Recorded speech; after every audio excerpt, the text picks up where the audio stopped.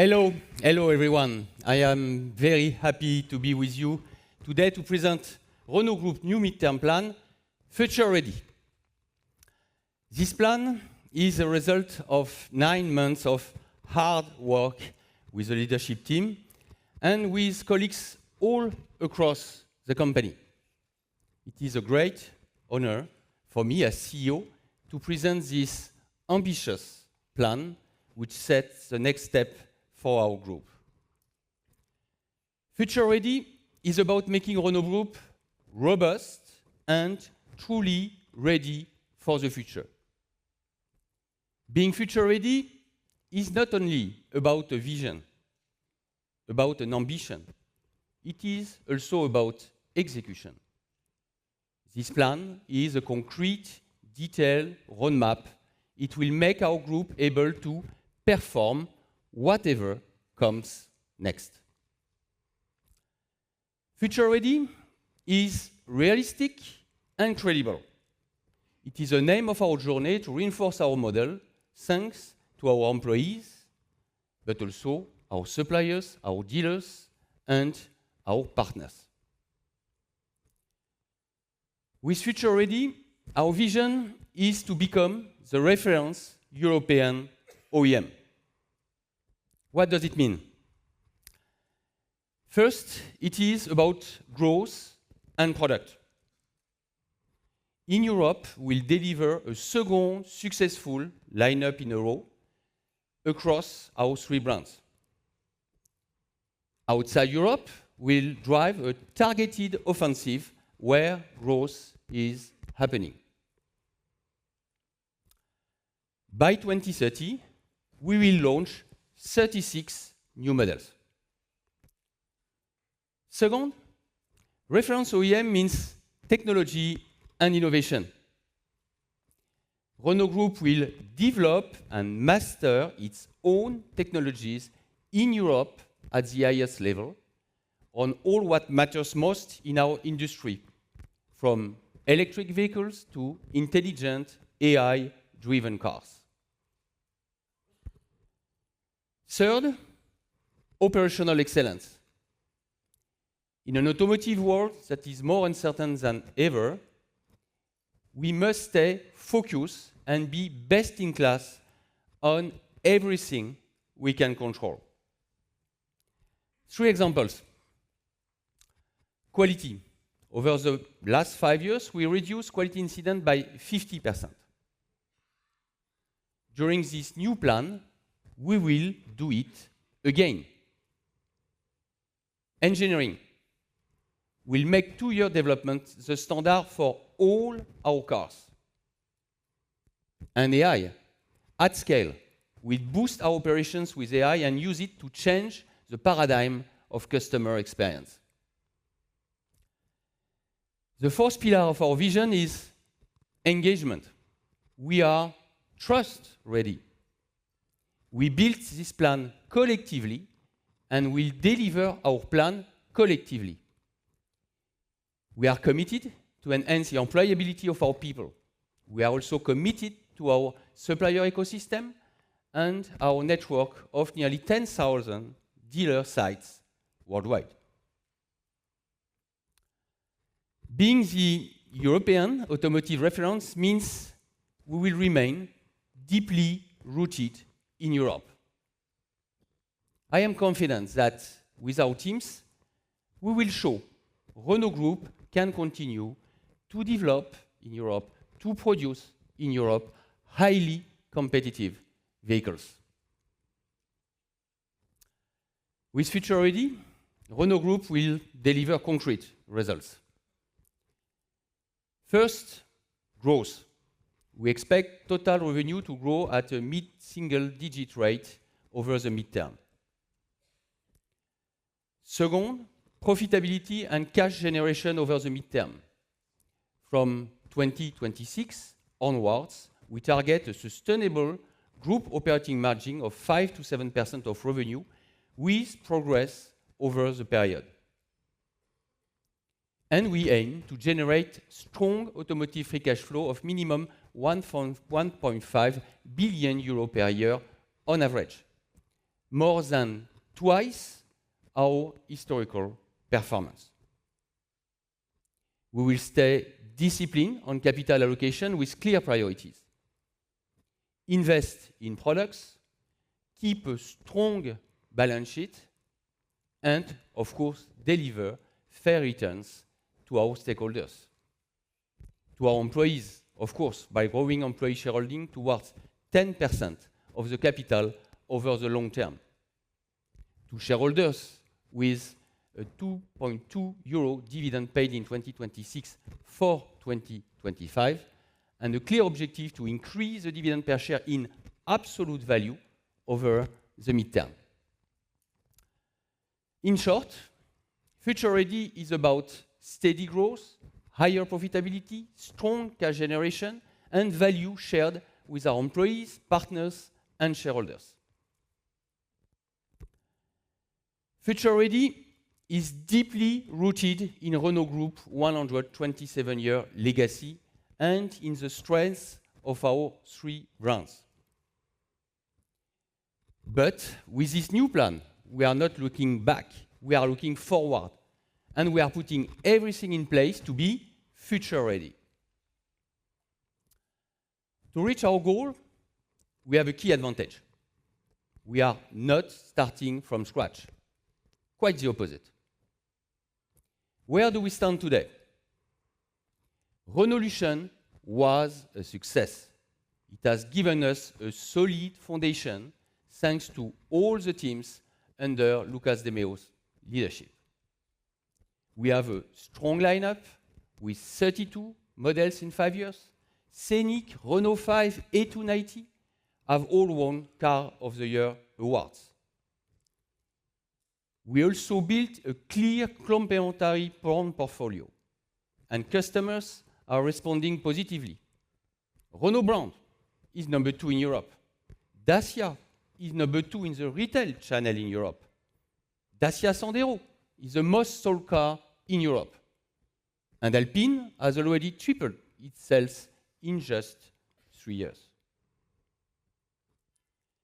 Our value over volume strategy is setting us apart from European competitors. Our retail channel mix is more than 17 points above the market average. Our residual values are 5 to 12 points higher than our European peers. And Mobilize Financial Services is proving financial packages to over 60% of our sales. Thanks to our dedicated teams, we have also built a disciplined go-to-market strategy. With our platform, family approach, we have achieved high commonality between our products. We delivered a 400 euro COGS reduction per vehicle in 2025. Our plants are running at over 85% utilization rate. And we brought distribution costs down by 10 points for Renault brand, while Dacia now delivers best-in-class total distribution cost. As you can see, over the last 5 years, we proved we can win. Now, we must prove we can last. So now, I invite you to join us for this new next chapter. It is ambitious, it is exciting, and it is future ready.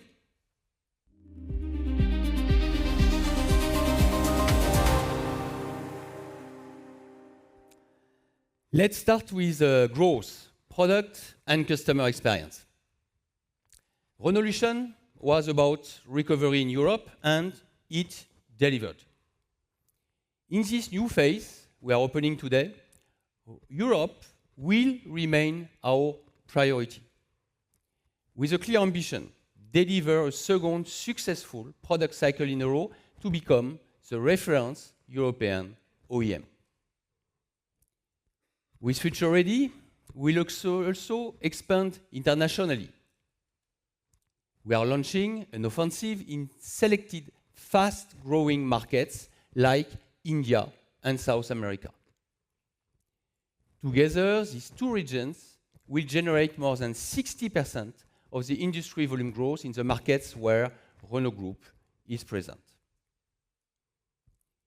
Doing so will compete across a much broader footprint, a market of nearly 50 million units a year, representing 55% of the global market. Europe as our anchor, new markets as our engine. This is a way we'll deliver consistent mid-single-digit growth year after year. Our growth plan is built for sustainability because it is balanced. First, from a geographical standpoint. As you can see, we'll grow in each market. Europe remains our core market. Internationally, we are building an agile and de-risked business model compared to our peers. On one hand, we are not exposed to the major challenges faced by players operating the Chinese and US markets. On the other hand, we already have strong industrial and commercial footprints in high-growth geographies. And we can also rely on our competitiveness to supply a few strategic partners. We are also adopting a balanced and de-risked approach from a technological standpoint. In Europe, we'll keep pushing hard on EV while offering a complete range of hybrid solutions.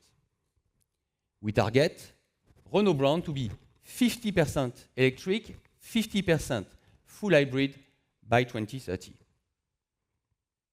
Outside Europe, we target 50% electrified sales in 2030 for Renault brand, mainly driven by our e-tech full hybrid technology. To sustain this growth, we will launch 36 new models by 2030, even more than during our great Renaulution journey. In Europe, we keep the pace with 22 launches, including 16 all-electric vehicles. At the same time, we'll accelerate in international markets with 14 new launches, nearly twice as many as during the Renaulution. We are building the next chapter with more product, more EV, more hybrid, and more international reach. In short, Future Ready is about growth across all markets and all segments we operate. To go further in detail, let me now hand over to the CEOs of our three brands, Fabrice for Renault, Catherine for Dacia, and Philippe for Alpine. And let's start with Renault brand. Fabrice, the floor is yours.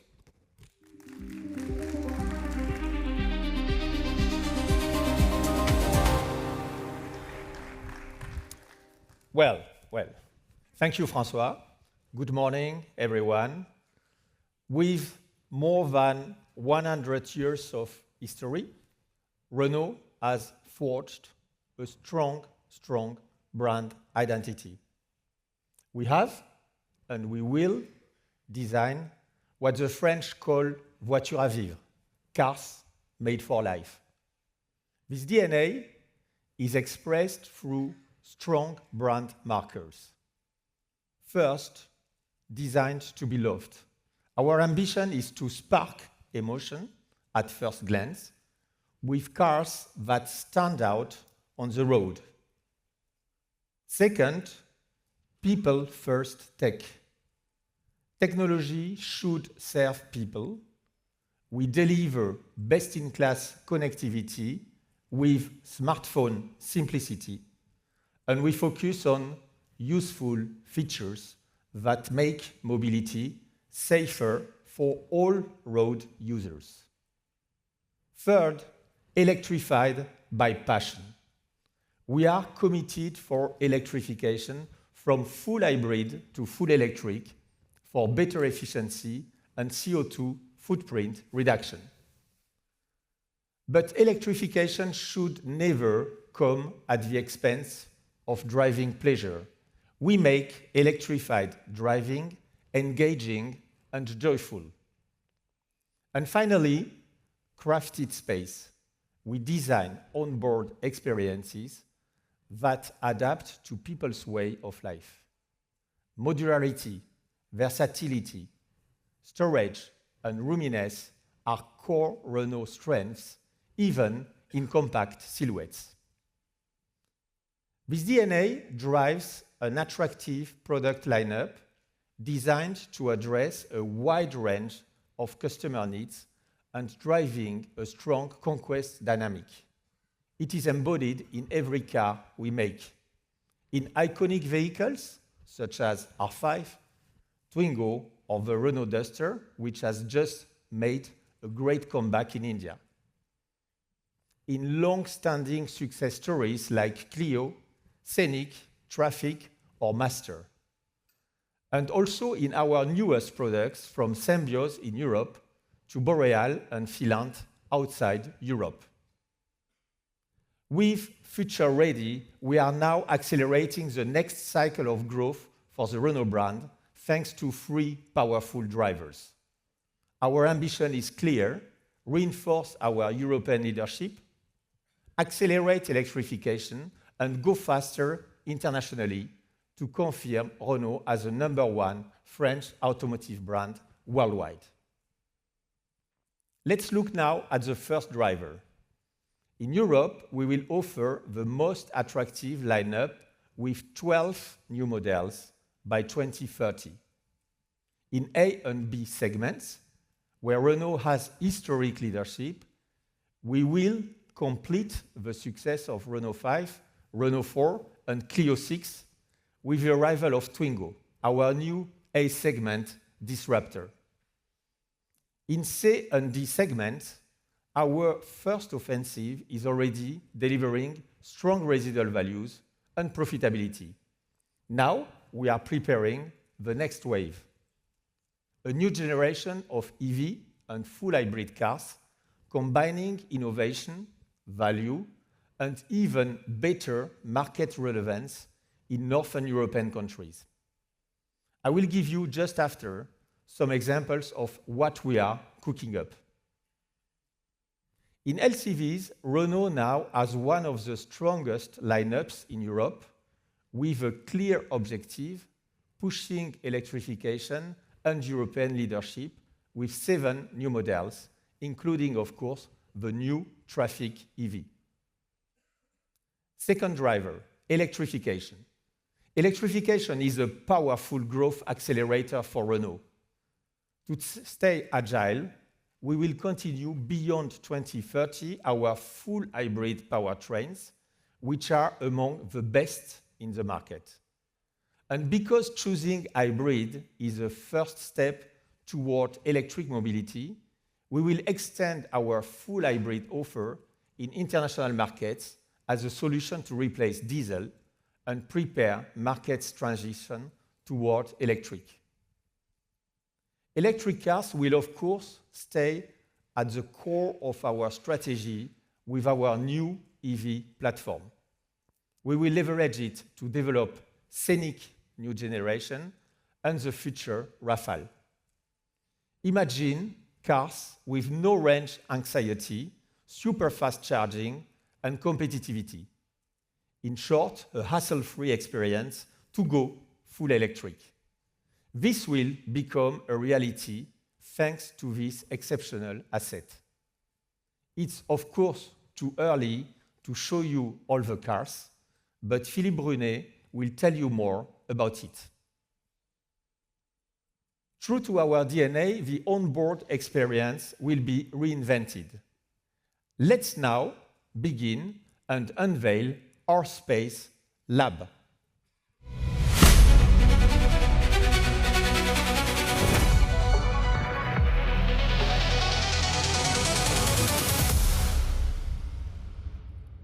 Let's focus on the interior.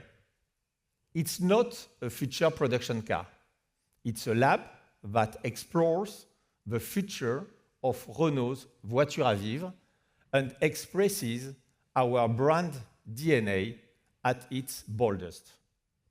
As you can see on this video, the cockpit is a strong example of people-first tech. The curved screen, called open-R panorama, runs across the entire dashboard, displaying information with optimal readability. The control touchscreen is as simple to use as a smartphone and offers an intuitive experience. Our Space Lab also pushes safety further with innovations such as Safety Coach with personalized assistance thanks to embedded AI and alcohol detection for young drivers. Inside, space and comfort reach a new level. The cabin is filled with light thanks to large panoramic glass surfaces, reinforcing the feeling of space. In the front, you can enjoy a lounge-like experience with smart storage and a relaxing leg rest position. In the rear, the cabin is designed for real life with fully modular seats that slide and fold to adapt to passengers. Several of those innovations will make their way into our next launches. Let's now move to international markets, our third driver. Our objective is clear: fully leverage our international hubs to capture growth while reinforcing our global competitiveness. Out of Europe, we will launch 14 new models by 2030. This strategy is focused on Latin America, Korea, and India, where we already have strong industrial and commercial footprints. Together, these regions represent a market equivalent in size to Europe. Thanks to platform sharing, selected strategic partnerships, and agile local organizations, Renault will develop global vehicles adapted to market needs. India is the cornerstone of our plan.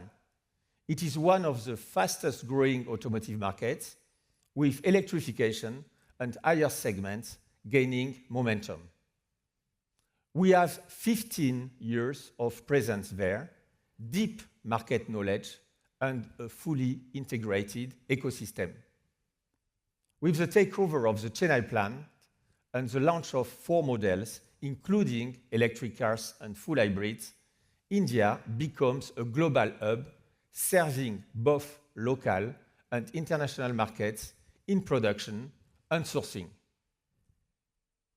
Bridger concept perfectly illustrates this strategy. It is built on a simple insight: as cities grow, customers need cars that are compact, agile, safe, connected, and affordable. Now, I'm proud to introduce you to our new flagship in our international offensive, rooted in Renault's DNA and built on a strong, highly competitive value proposition.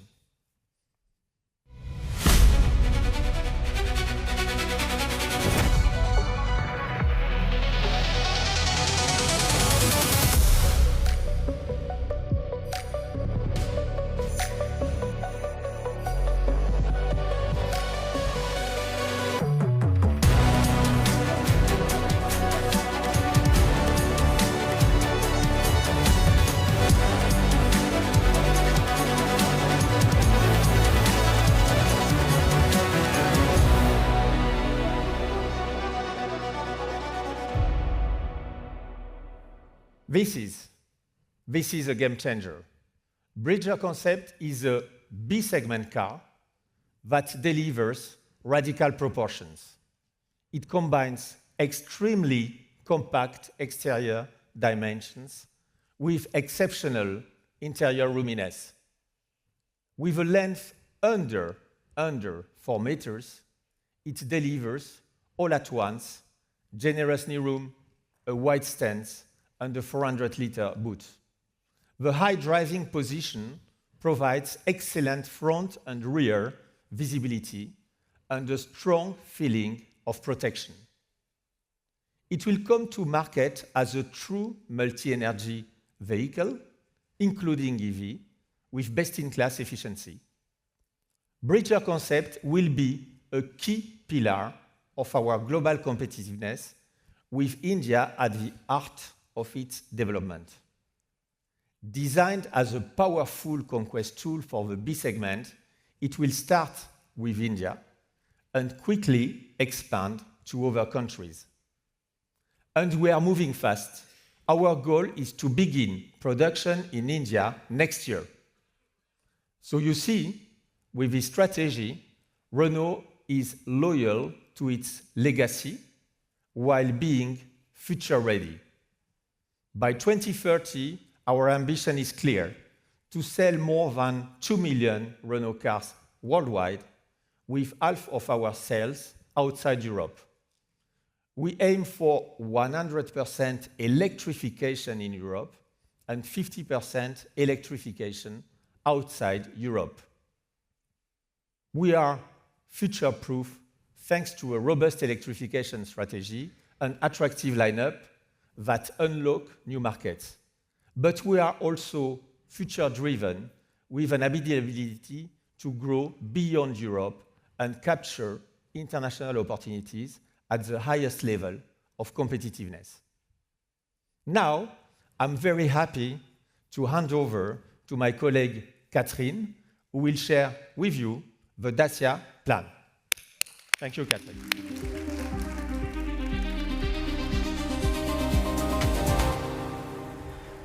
Thank you, Fabrice. And hello, everyone. At Dacia, we stand for the best value for money. We constantly redefine the essential, what really matters for our customers. This is our compass and our purpose. Our brand is built on 3 strong pillars. First, essential but cool. I would even say essential and cool. We focus on what really is necessary for our customers without ever giving up on desirability. Bigster is a perfect example, a true C-segment SUV, both essential and attractive. Second, robust and outdoor. The success of Sandero and Duster are good examples. Robustness and outdoor spirit are a true Dacia signature and will continue to shape our future models. And finally, eco-smart. Eco meaning both economically and ecologically. It is expressed, for example, in our LPG strategy, but also in Spring, Dacia's affordable full EV offer, and in Starkle, an innovative material made with recycled plastic. Dacia has always been in tune with its time.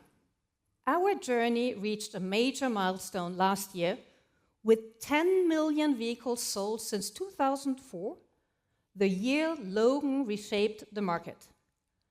So what is Dacia's magic formula? People ask us all the time. It is simple: delivering the best value for money. Behind it stands a clear philosophy and disciplined execution. First, a unique and profitable business model, a design-to-cost approach, targeting a 15% cost advantage by focusing strictly on what really matters most to our customers, the essentials. An efficient industrial and sourcing footprint, and a highly effective distribution model, costing less than half of the Western European average. This is why Dacia is delivering a strong margin profile. Another key pillar of our success is customer loyalty and conquest. 70% of Dacia owners stay with the brand when renewing their car, and another 10% move to Renault, meaning 80% remain with the Renault Group. At the same time, Dacia is a true conquest brand. 65% of buyers come from outside the group. And finally, there is retail performance. Imagine, Dacia is now Europe's #2 retail brand. And I will just take 2 examples. Sandero, the #1 model across all channels last year, and Bigster, the #1 compact SUV in retail in the second half of 25. With Dacia's midterm plan, we are not changing the recipe of our magic formula. We are just tuning up the power. Same fundamentals, same philosophy. Everything starts with one simple question. What do our customers truly need? And what are they ready to pay for? From there, pragmatism is key. Our ambition remains unchanged, offering smart, affordable mobility for all. So you may ask yourself, what are the key pillars for this plan? First, a clear move into electric mobility. By 2030, Dacia will launch 4 electric vehicles. Second, electrification across the entire lineup. Today, 1/4 of our sales are electrified. Tomorrow, it will be 2/3, thanks to new full hybrid models and smart electrification. This year, we will launch a new A-segment electric model, starting below 18,000 euro, made in Europe and developed in less than 16 months. Third, our C-segment offensive. Bigster is already a success, and we will build on this momentum. Our ambition is to grow our C-segment share from 20% today to 1/3. Fourth, Sandero, a success story for nearly 20 years. 3 generations.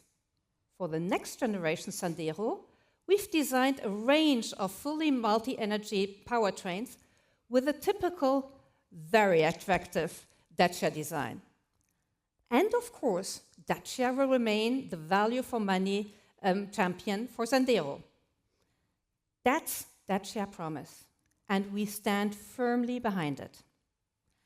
And finally, we will continue to build on what makes Dacia distinctive: our affordable 4x4 expertise and our leadership in LPG solutions. And now, to show you how exciting Dacia future is, because images often speak louder than words, let's take a look.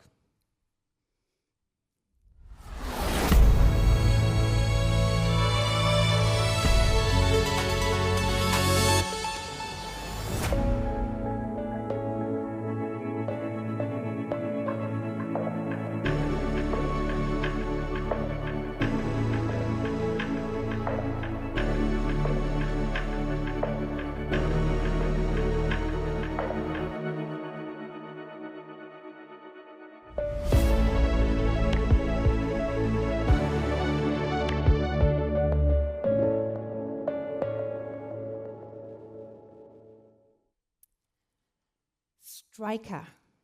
Such a beautiful Dacia, isn't it? What defines Dacia is our ability to deliver the best value in every segment and with every technology. And believe me, this won't change. This is exactly the spirit behind Striker, our new electrified, unexpected, and dynamic crossover. Striker will spearhead Dacia's expansion into the C segment. With Bigster, Striker forms a perfect complementary duo. 2 models, 2 distinct personalities, sharing the same essential, robust, and value-driven DNA. 4.62 m long, Striker brings a particularly compelling offer to the C segment with a disruptive silhouette and aerodynamic qualities designed by optimal efficiency. Today, we are pleased to give you a first exclusive look to its exterior design, a true avant-première. The full official reveal will take place in June. Made in Turkey, Striker will be launched later this year with a full hybrid, a hybrid 4x4, and of course, an LPG version. With a starting price under 25,000 euros, Striker will contribute to make electrified C-segment mobility truly accessible. Striker will play a strategic role in attracting new customers for Dacia across both retail and fleet channels. Future ready? Dacia ready. And now, please welcome Philippe Grief, the CEO of Alpine, on stage.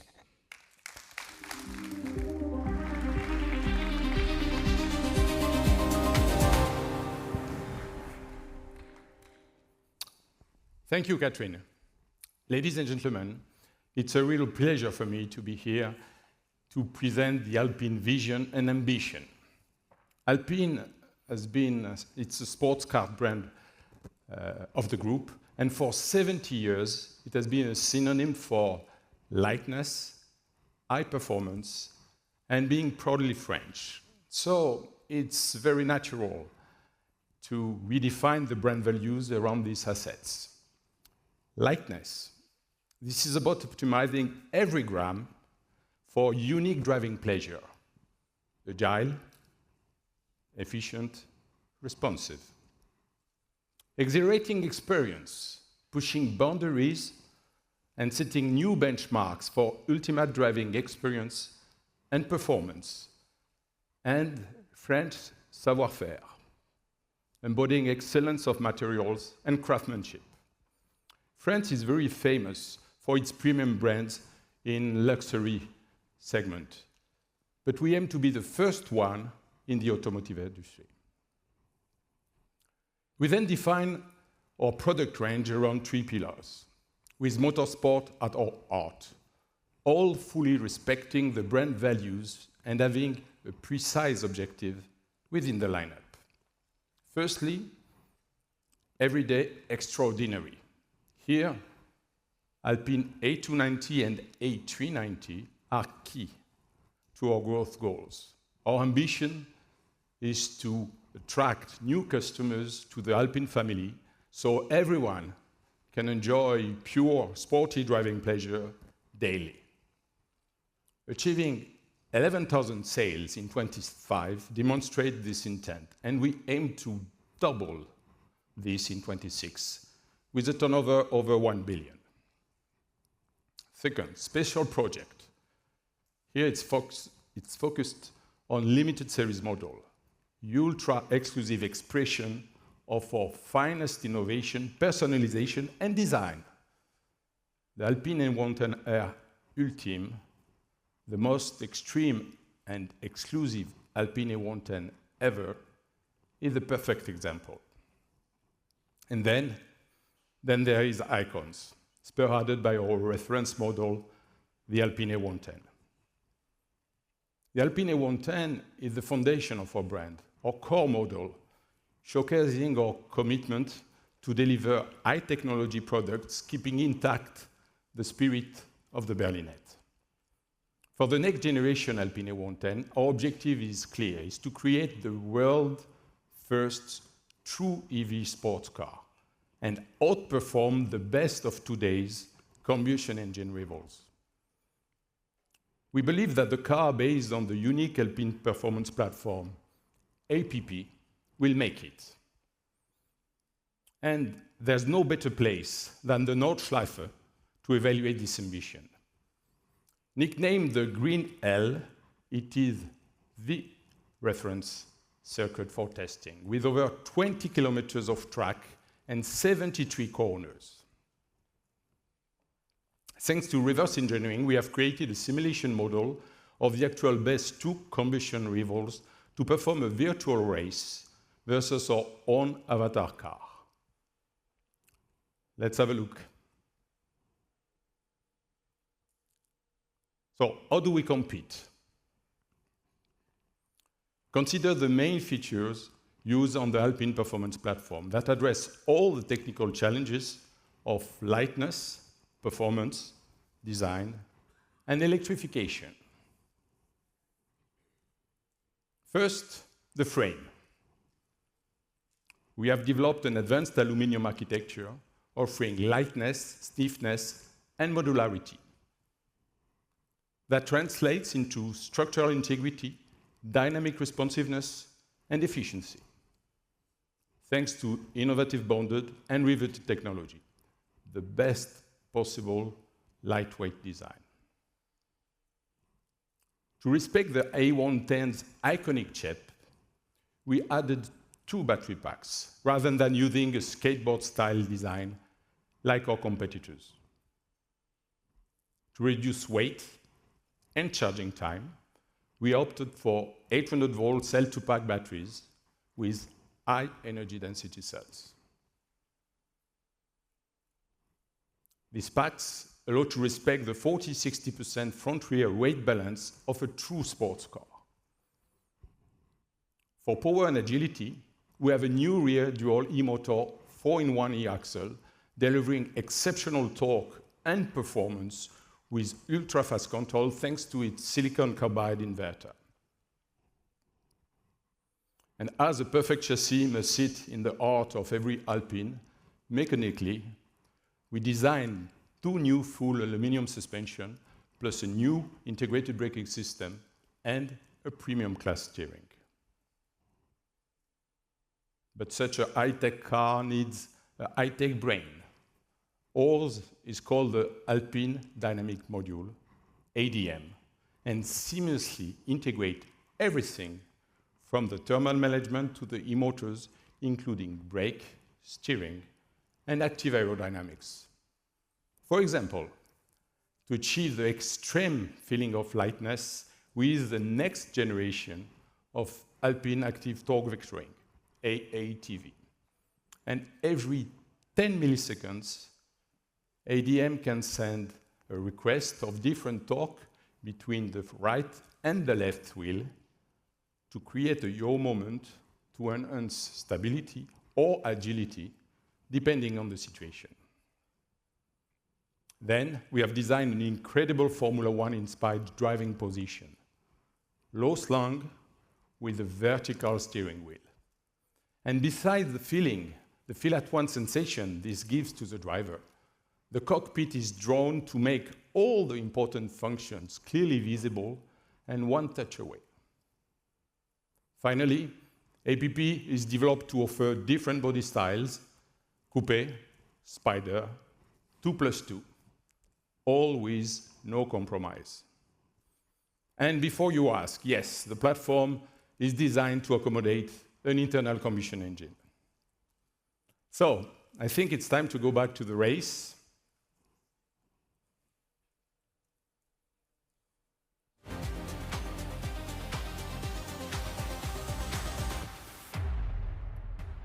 We won.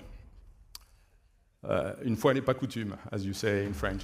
So, we'll keep our promise. The next generation Alpine A110 will be a real A110 and the first true EV sports car built around Alpine DNA. Thank you very much. And now, over to you, Fabrice.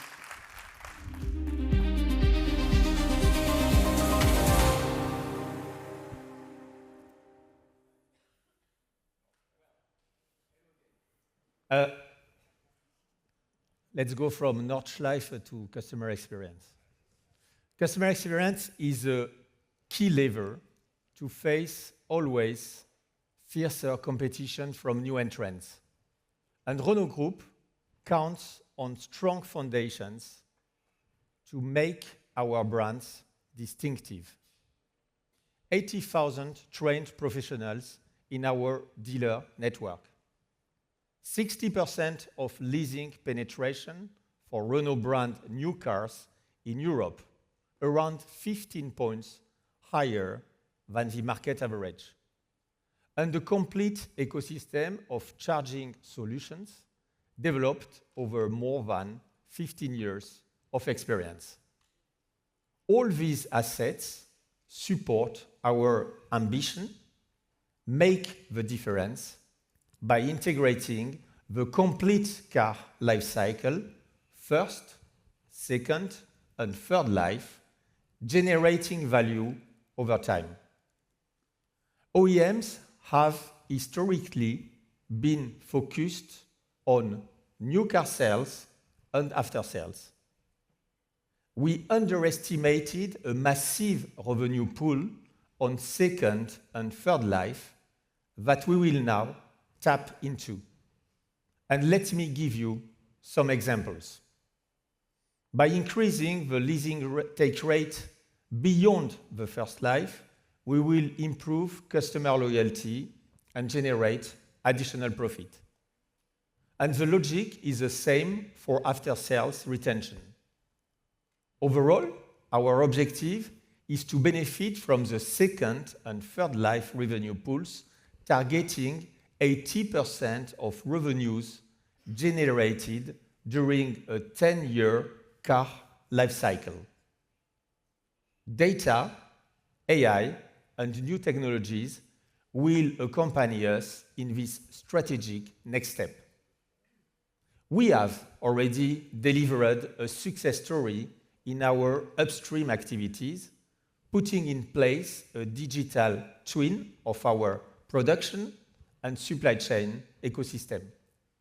And we will now extend the experience to the downstream by establishing a digital twin for our cars, but also for our customers, boosted by AI agents, will improve customer loyalty and retain vehicles in our ecosystem for up to 10 years. Our cars will interact with our customers in a highly personalized and conversational way. It will offer advice through a virtual coach in the car or through the app, my brand, my Renault, my Dacia. It will help with car usage maintenance and upgrades, safety, or even renewal conditions. The car itself, coupled with the smartphone app, will generate customer loyalty. And we will also leverage digital and AI solutions to improve our competitiveness by reducing our total distribution costs. All in all, through customer experience, we will make the difference. Our objectives are clear: keep our customer over 10 years with 80% loyalty rate, tapping into wide profit pools on second and third life. Improve also our competitiveness further, reducing by 20% our total distribution cost. And, of course, be leader in customer satisfaction. Now, François, the floor is yours.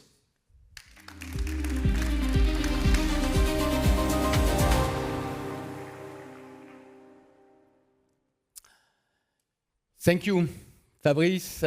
As Catherine, Philippe, and Fabrice have shown, our product story is rich and exciting.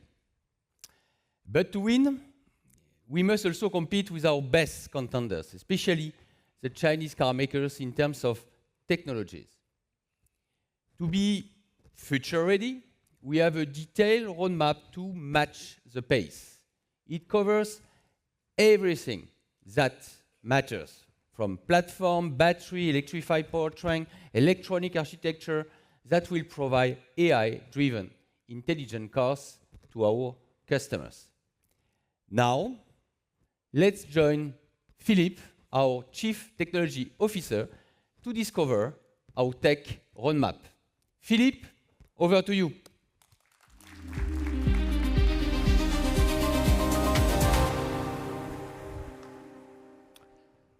Thank you, François. Hello, everyone. So let me guide you through an overview of the technologies we will be working on within the next 4 years with the benefit for the customers. Starting by the vehicle platform, we cover from A to C+ segment, with most of the investment already done for passenger cars.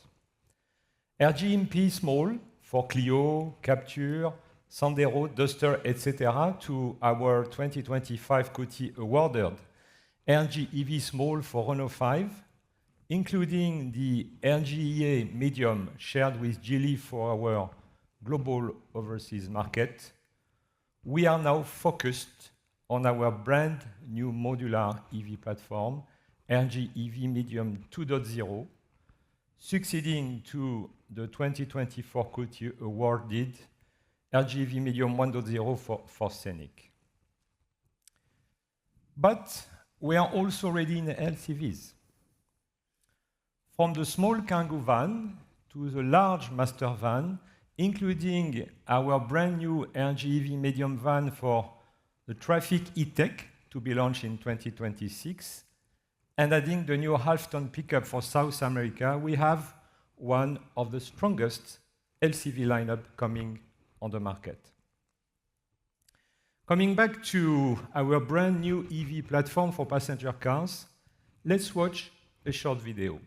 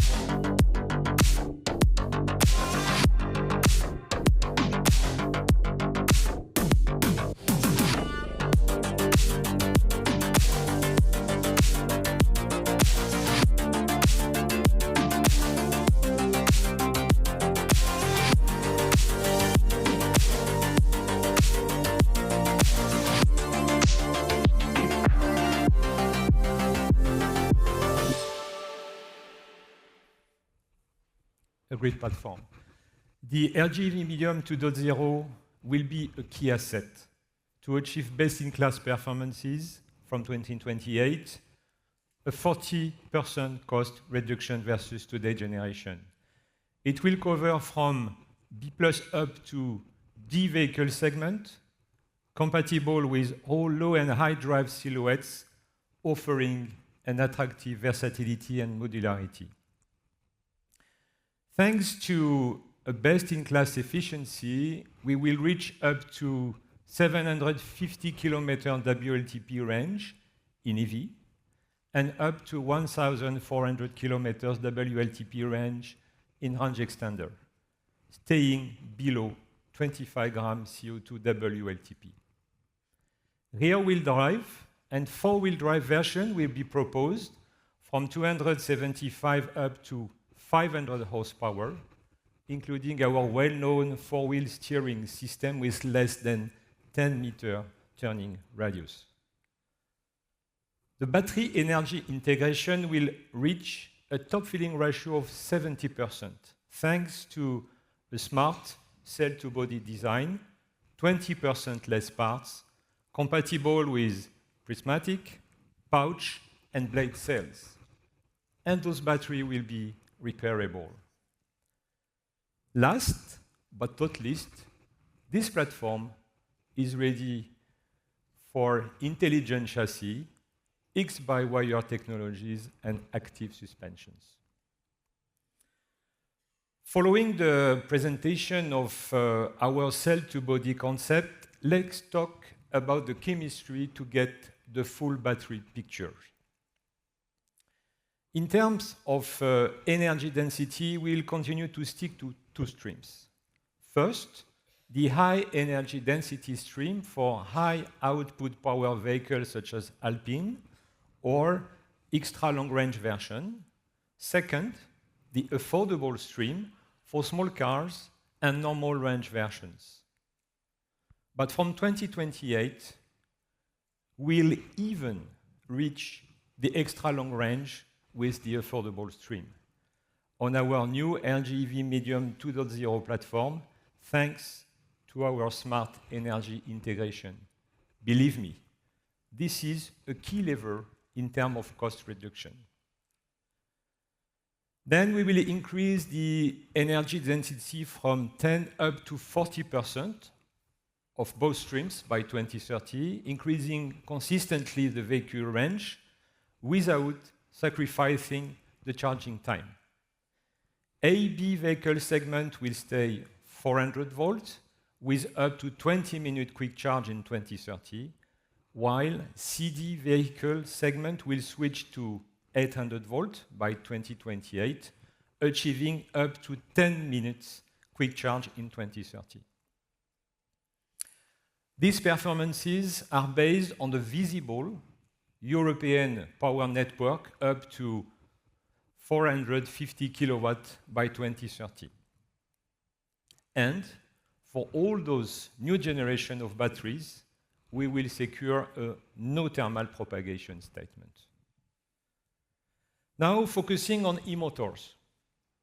Our strategy relies on two legs. First, for small vehicles focused on urban usage with low power output, our priority is cost and investment-wise, so we buy. For other vehicles running for extra long range, our priority is efficiency at the best cost, minimizing the energy of the battery. Based on our know-how and industrial assets we make. Let me introduce now our new e-motor.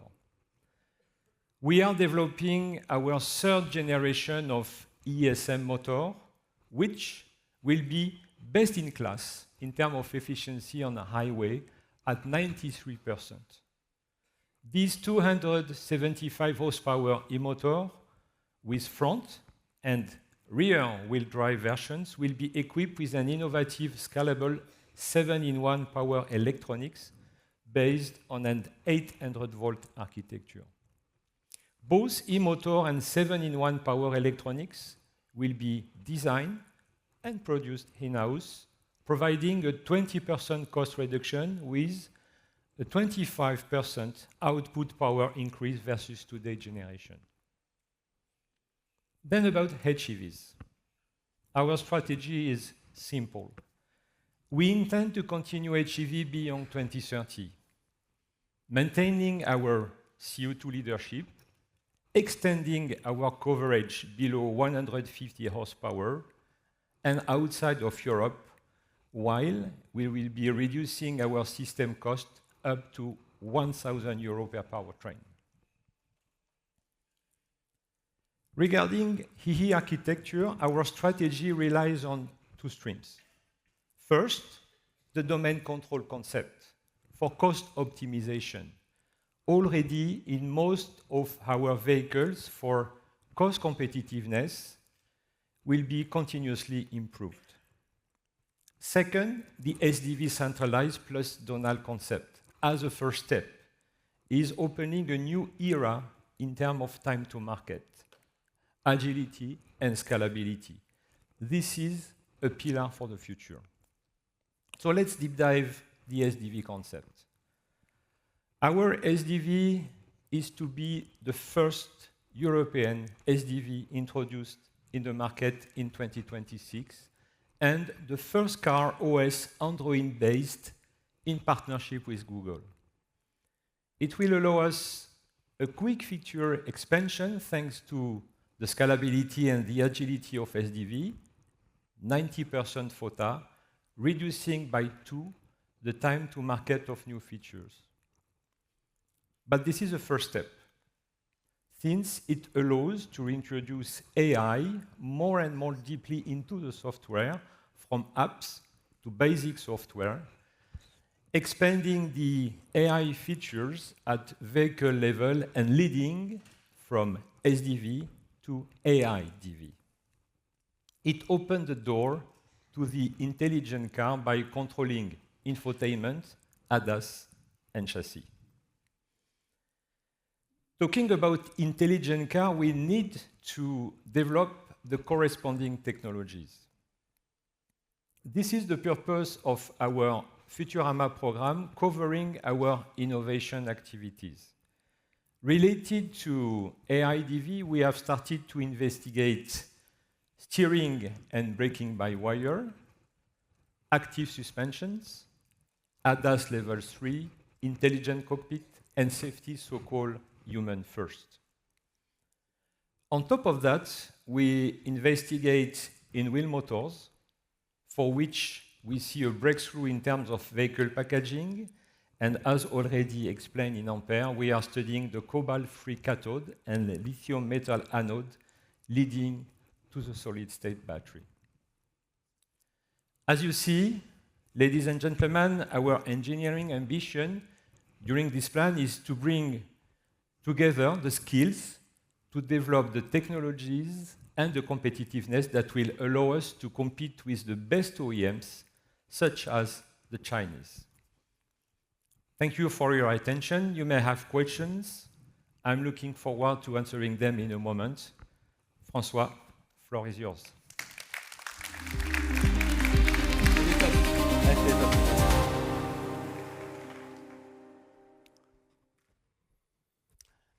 Thank you, Philippe. We talk about products. We launched 36 new models. We continue building on our 3 distinctive brands, our strongest asset. Our new frontier is about customer experience, with our ambition to keep 80% of our customers during 10 years of product lifetime. We also reviewed our tech and innovation roadmap. You have seen our future-ready bets on the right technology to be game changer. Now, let's turn to operational excellence. Our industry is entering a tougher, faster, and more unpredictable cycle. To cope with this environment, we must be best in class on everything we can control. We must be focused on disciplined execution. It means improved quality, shorter development time, and stronger resilience for supply chain. It also means cost discipline. We'll reduce variable cost by 400 euros per vehicle per year in average. As you will see, we'll also use data and AI at scale to boost our execution. And finally, we'll continue embedding ESG objective into each of our operations. Operational excellence is the engine of Future Ready. It is how we turn strategy into execution, how we move from success story to success system. To tell you more about it, let me invite Thierry, our Chief Industry, Quality, Supply Chain Officer, to join us. And let's start with a top priority among others, quality. Floor is yours, Thierry.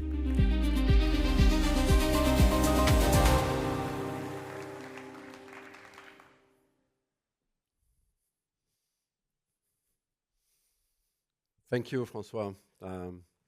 If we take a step back, what is the first purpose of operational excellence? For us, it's about serving the customer. That is why at Renault Group, we are committed to deliver best-in-class quality and durability. Not just when customers first take the wheel, but every single day they own their car. With Future Ready, Renault Group vehicle will rank among the best for quality on the market. How do we get there? By getting it right from day one. Thanks to our improvement the last 3 years, we cut by half the number of customer claims, linking us to the best reference in Europe, whereas in the same time, we managed to launch 24 models with a high level of technological breakthrough. Our plan now is to reduce once again by 50% the number of incidents in the next 3 years. Second conditions, for the remaining few incidents, we get it right by reacting fast. We will be able to evaluate any issue for our customer in the blink of an eye. We had already initiated a major shift by reducing the timeline from 30 days to just 1. Tomorrow, thanks to AI and remote diagnosis, we will be able to analyze any defect in less than 30 seconds and often be able to directly fix it over the air. Third, quality obviously means long-lasting promise. Our cars are built to last. Our ambition is clear: to reduce incident rates by 70% within the first 5 years of vehicle use. We aim to deliver such a level of reliability and durability that our customer can confidently say, after 5 years, my car is brand new. The question is now, how will we achieve this? The answer lies in pushing even further in our use of new technologies and AI, from the components that make the car to the end customer. Inspired by aerospace standards, every critical part will be individually traceable to ensure maximum reliability. In our manufacturing plants, we will be scaling up AI-powered inspection systems so that 100% of all critical operations are automatically monitored. That is to say, more than 1,000 AI devices on each production line. We will also keep expanding connecting equipment across all facilities, allowing every plant to visualize and manage its process in real time. And at the end of the chain, real-time monitoring and over-the-air technology will enable us to detect, repair, and update vehicles remotely, delivering seamless services to our customer without any need for dealership intervention. But to achieve operational excellence, we must also excel in manufacturing. To do so, we rely on cutting-edge factories. We are already at the highest standard of our industry, and with Future Ready, we will push even further. With Renault 5, we redesign our processes to hit a 10-hour production time. Now, we will go further. Our goal is to cut production hours by unit per another 30%. A real breakthrough. To achieve it, our plan is, first, cut the average number of parts per vehicle by 30% compared to the previous cycle, thanks to our teamwork with product engineering. Second, we will speed up our next-gen automation plan. In particular, we will deploy 350 humanoid robots in our plants by next year. Thanks to our collaboration with the startup Wondercraft at Renault Group, the future is being written right now. Third part of our plant, we will further capitalize on having digitized operation across all factories, generating more than 5 billion data points each day. We will deploy advanced digital and AI systems to deliver game-changing results. For example, predictive maintenance will reduce downtime by 50%. Just imagine the productivity and cost savings. Finally, we will deliver best-in-class energy efficiency with a target, once again, to reduce plant energy use by 25%. That is to say, close to 50% since 2020. With this approach to manufacturing, we are confident we will cut production cost per unit by 20%. Ready to deliver? It's time for me to share with you a real and effective example. I am proud, behind me, to introduce Calvin. He is the first model of a next-generation robot developed through our partnership with Wondercraft. As you can see, future is now. This video was filmed last week in our Douai plant. Calvin is already operational on the tire handling line, feeding the assembly line, one of the most physically demanding stations in terms of ergonomics. This is an industry first. He can move heavy loads while maintaining perfect balance. He can make decisions, understand his environment, and navigate autonomously. It's only the beginning. 350 robots like Calvin will be deployed across our production line within the next 18 months. Anyway, no matter the technology, no matter the breakthrough we implement, to ensure that our plan is realistic, we need to build it for today's world, fragmented and unstable. No matter the shocks, we need to be ready and resilient. We will de-risk our supplier base with targeted dual sourcing for strategic components. We will also put high reactivity at the core of our supply chain model. With our digital control tower, powered by real-time data and AI monitoring, we have a 360 degrees view of our entire networks, down to the supplier of our suppliers, that is to say, more than 50,000 sites in the world. Second, our supply chain will match our international strategy.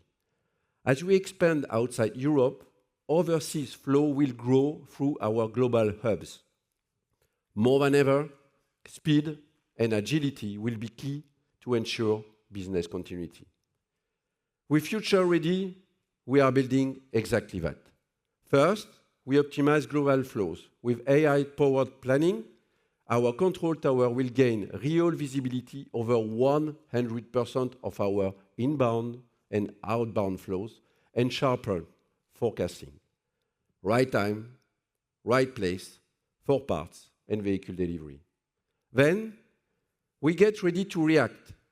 Agility to adapt to demand swings, handle supply disruptions, and shorten lead times will allow us to cut inventory by 1 billion euro.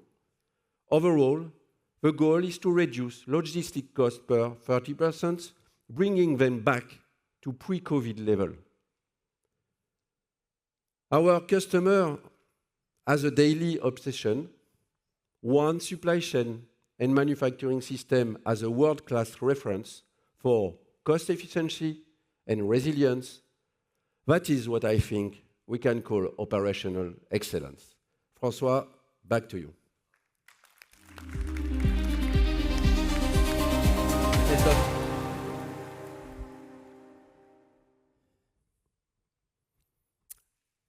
Thank you, Thierry.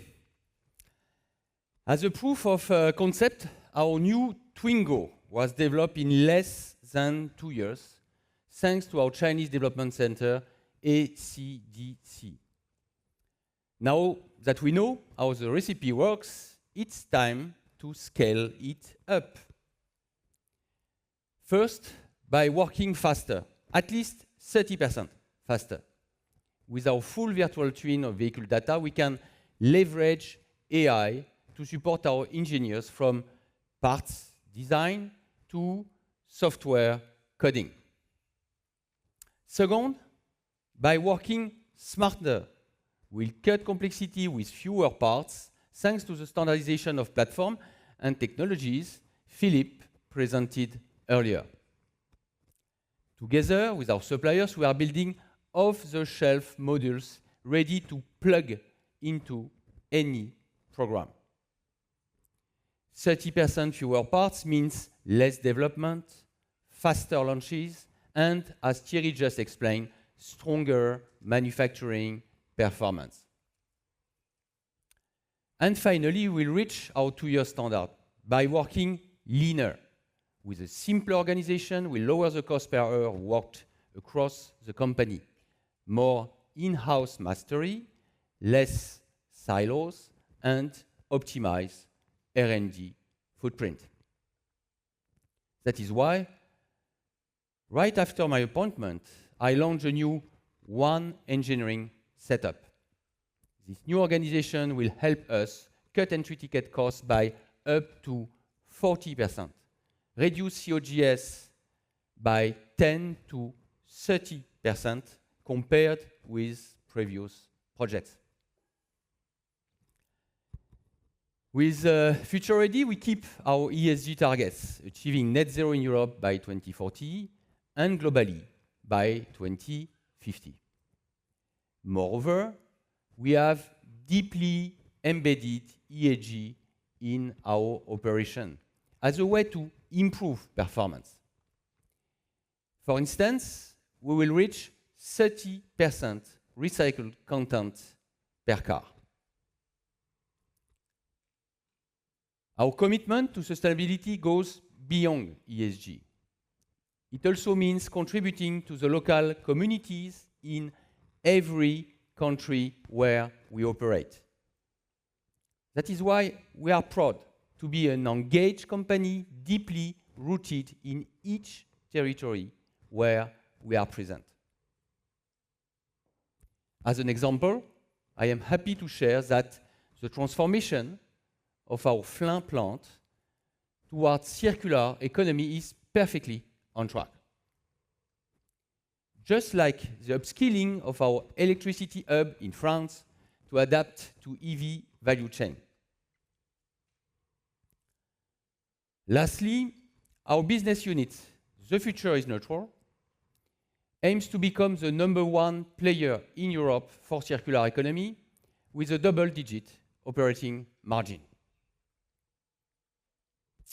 All these actions will bring strong cost performance. On fixed costs, as I said, we'll lower entry ticket. We will also keep SG&A expenses flat over the midterm. We'll do it by streamlining processes across the company and delivering regular productivity.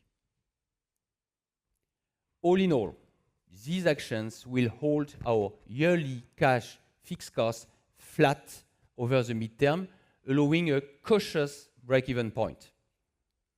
This discipline gives us the fuel to invest more, and it protects us by absorbing shocks in an uncertain environment.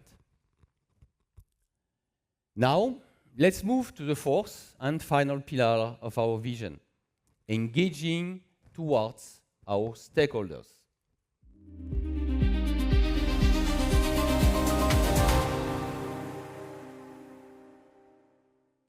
We will not build Future Ready alone.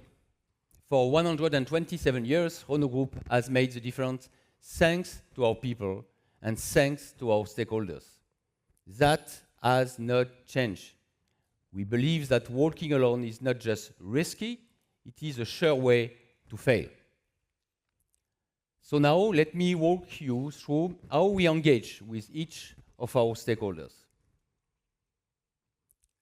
Let's start with what matters most, our employees. Our ambition is clear. Make sure that our 100,000 employees are better informed, better supported, and better recognized. First, better informed. It means transparency and trust. We will reinforce dialogue with employee representatives and involve employees in every transformation of the group. Second, better supported. It means making our employees ready for a fast-changing industry. We will invest in reskilling and upskilling to address technological disruption and ensure long-term employability.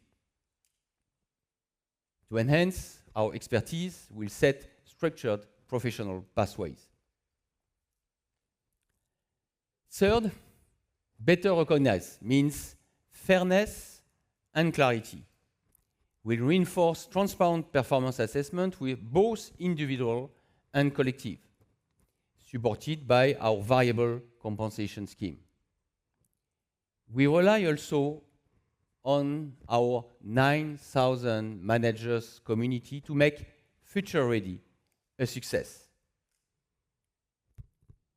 One of my predecessors, Louis Schweitzer, used to say, "I believe in delegation in all and at all levels. I share that belief. I believe in delegation, and I believe also in accountability and exemplarity. I believe also managers have to be open through permanent scouting for excellence, both inside and outside the company. Employee engagement, monitored regularly with external surveys, will be our North Star to track the progress of our HR plans. Now, let's talk about our suppliers. Will not be future ready if our suppliers are not ready too. That is why we are making a clear shift from suppliers to real partners. What does that mean? First, we involve our suppliers much earlier in the development of our cars. We no longer specify everything in detail as we did in the past. We'll rely on suppliers to propose solutions that can meet customer expectations, regulation, and cost targets. Second, we integrate key suppliers into our tech roadmaps and seek more business opportunities for each of them. Third, we require transparency on cost breakdowns and across the tier N value chain so we can secure together productivity and supply chain resilience. That's how we turn our suppliers into real partners. Now let's move downstream to talk about our partnership with our dealers. Today we have one of the strongest networks in the industry, over 9,000 sites, more than 80,000 people, and 30 million customer transactions every year. At Renault Group, unlike many competitors, we have always seen our dealers as a key enabler to attract and serve our customers, and this will not change. Together, we can deliver a new breakthrough, extended customer experience toward 10 years, as Fabrice explained earlier. Doing so, we assume it could represent a 50% increase in dealers' revenue beyond the first ownership cycle. We will also work with our dealers on fixed cost and efficiency. Over the past 9 months, during my visits everywhere, I have seen one clear priority. We need to simplify, to digitalize the way we work together with our dealers. That is the purpose of our software-defined retail project. With SDR project, we expect the network to raise productivity and reduce its break-even by minimum 20%.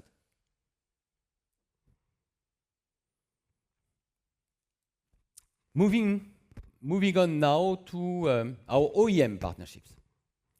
Thanks to more than 20 years in the alliance with Nissan and Mitsubishi Motors, we built a real savoir-faire in making partnerships work. It is one of our key assets. Let me be clear. Future Ready is a standalone plan. We do not rely on anyone to deliver our growth. We do not rely on anyone to make our company sustainable. But at the same time, we are happy to develop win-win partnerships. With Future Ready, we will have 19 models and over 300,000 vehicles produced to 5 OEM partners by 2030. And on our 3 key geographies, Europe, Asia, and South America. On partnership, I am guided by two principles.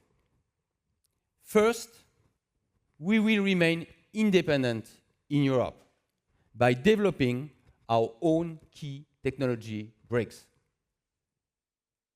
Second, internationally, we are pragmatic. We seek partnerships to accelerate our growth in fast-growing markets. Nissan is our historic and strategic partner. Over the past 2 years, we reshaped our alliance in favor of a relationship driven by operational projects and real business opportunities. And it is already delivering. We are developing and producing 6 models for Nissan for the European market. Outside Europe, we leverage our strong ties in India. In our Chennai plant, we'll produce 3 new models for Nissan. As you can see, our alliance with Nissan is more active than ever. And I am personally convinced that together with Ivan Espinosa and our joint teams, we will create new opportunities thanks to our strong technological and geographical complementarities. Another key stream of our strategy is a collaboration we have been building with Geely since 2021. It started in South Korea. By joining forces, we were able to recover our operations there in one of the toughest markets. The key focus now is Brazil. It is a strategic market for Renault Group, and our partnership with Geely allows us to run an ambitious and shared offensive. And finally, we have Horse Powertrain, our joint venture with Geely and with Aramco. It is already a success, and it is becoming a global leader in powertrains, targeting 15 billion euro in revenues and 5 million powertrains per year. This is the logic of our approach with Geely. Take the best from each side and turn it into a competitive edge. In Europe, our partnerships are a clear proof of our competitiveness and our ability to attract other OEMs. First, electric vehicle. Nissan, Mitsubishi, and now Ford Motors have entrusted us with the production of new models based on our RG EV small platform. Second proof of our ability to attract other OEMs, hybrid, unlike commercial vehicle. We produce 2 hybrid models for Mitsubishi Motors. Nissan is already using our platform for 3 European LCV models. And through Renault Trucks, we have strong ties with Volvo Group on the current Master, Traffic, and now on the next generation full EV medium van. Outside Europe, partnership enhance our growth. Let me just take one concrete example with Latin America. We'll accelerate, especially in Geely, in Brazil. Geely can rely on our established ecosystem, and we can leverage Geely GA platform, one of the most competitive platforms in the Chinese market.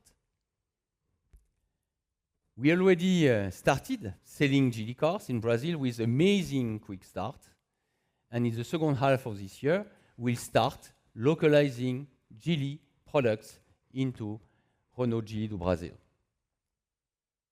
This is a tangible proof of how we use partnership as real boosters. They bring to Renault more agility, more scale, and more competitiveness worldwide. It is now time to conclude. Today, we presented our new midterm plan, Future Ready.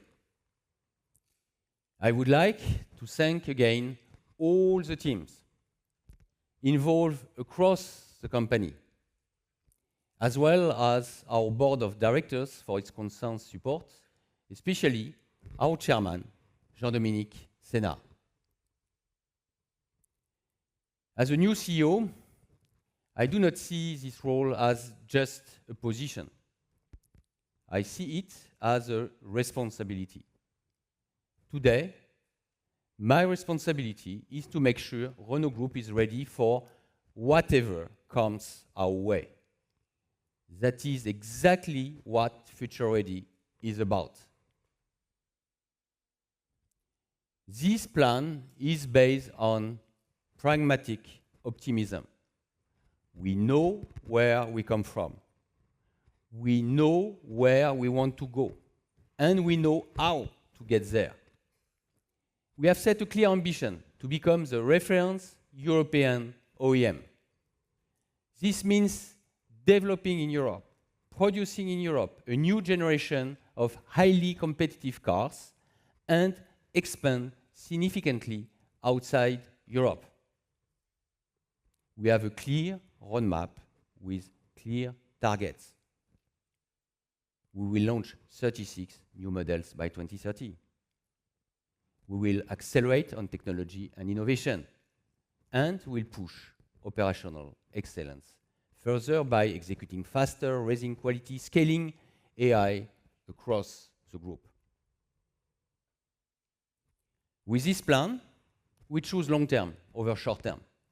What will make the difference is our ability to combine innovation and performance with robustness and resilience. This is how we turn a success story into a success system. And we'll do it Renault way, as we have done for the past 127 years, by trusting our teams and building with our ecosystems and partners. This is not my vision. This is our vision. The future will not wait, and neither will we. Renault Group is future ready. Let's get the job done together. Thank you for your attendance. And now, let's open the Q&A session.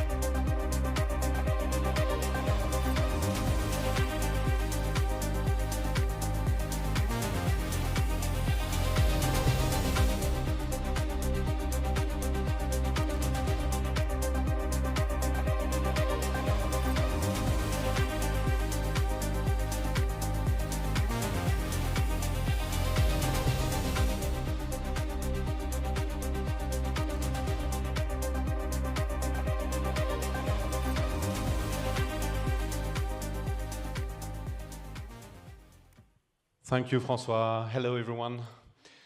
Valérie and I will be your moderators today for the Q&A session.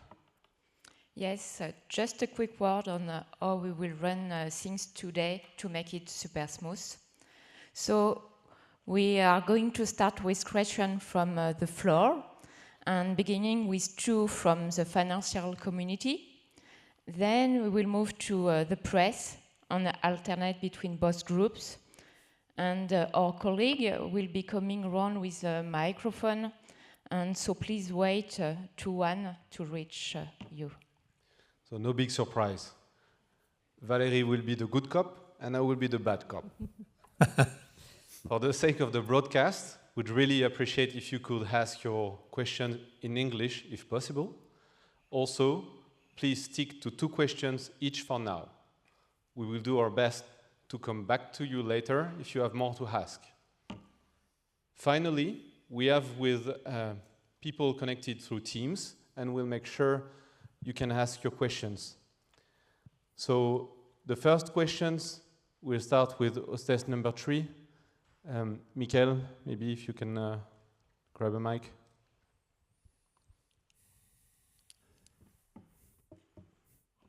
Hi, thanks. So Michael Foundoukidis, Odo BHF. Two questions on my side. First one, you are targeting 400 euros reduction in cost of goods sold per vehicle per year and 20% cut in production costs. Could you maybe help us understand where the key execution focus areas lie, and when would you expect these initiatives to progressively translate into net P&L benefits across the different brands? Second question, maybe on the Nissan stake. Could you share your current thinking on its potential evolution over the mid-term, and how a possible reduction might translate into shareholder returns? Thank you. Thank you. So regarding cost, just we plan to have 400 euro per year in average worldwide, starting now. And by the way, we already did in 2025. So this start to deliver, and we plan to deliver on a regular basis. Maybe for the key levers, Thierry, Philippe, you want to illustrate our COGS key actions? Okay, maybe I can talk about industry. Actually, they told me, don't worry, you won't have any question for you, but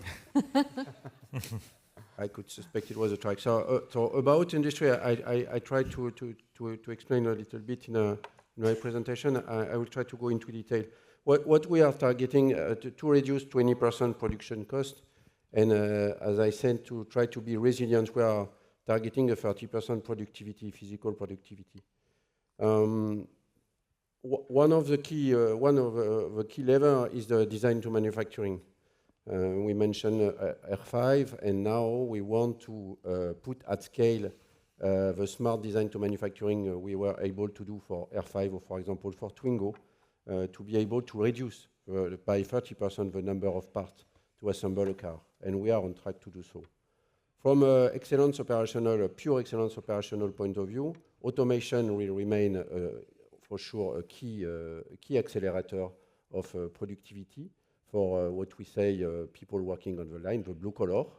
And for indirect, we are relying on our digital twin, which already allowed us to reduce by 25% the number of indirect in our plants in the last 5 years.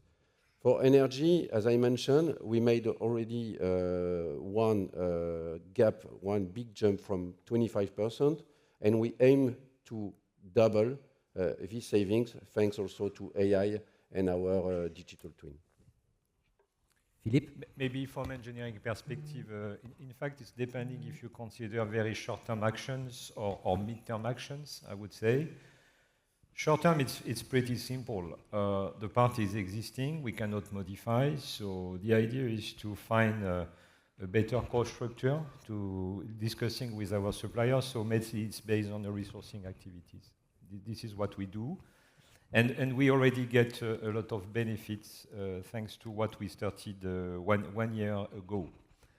Then, if you consider mid-term, we have different levers. First, let's say we can maximize the potential to reuse existing parts, means on-the-shelf part, because then it helps you to minimize the investment. So at the end, this is a benefit at a COGS level. So this is the first point.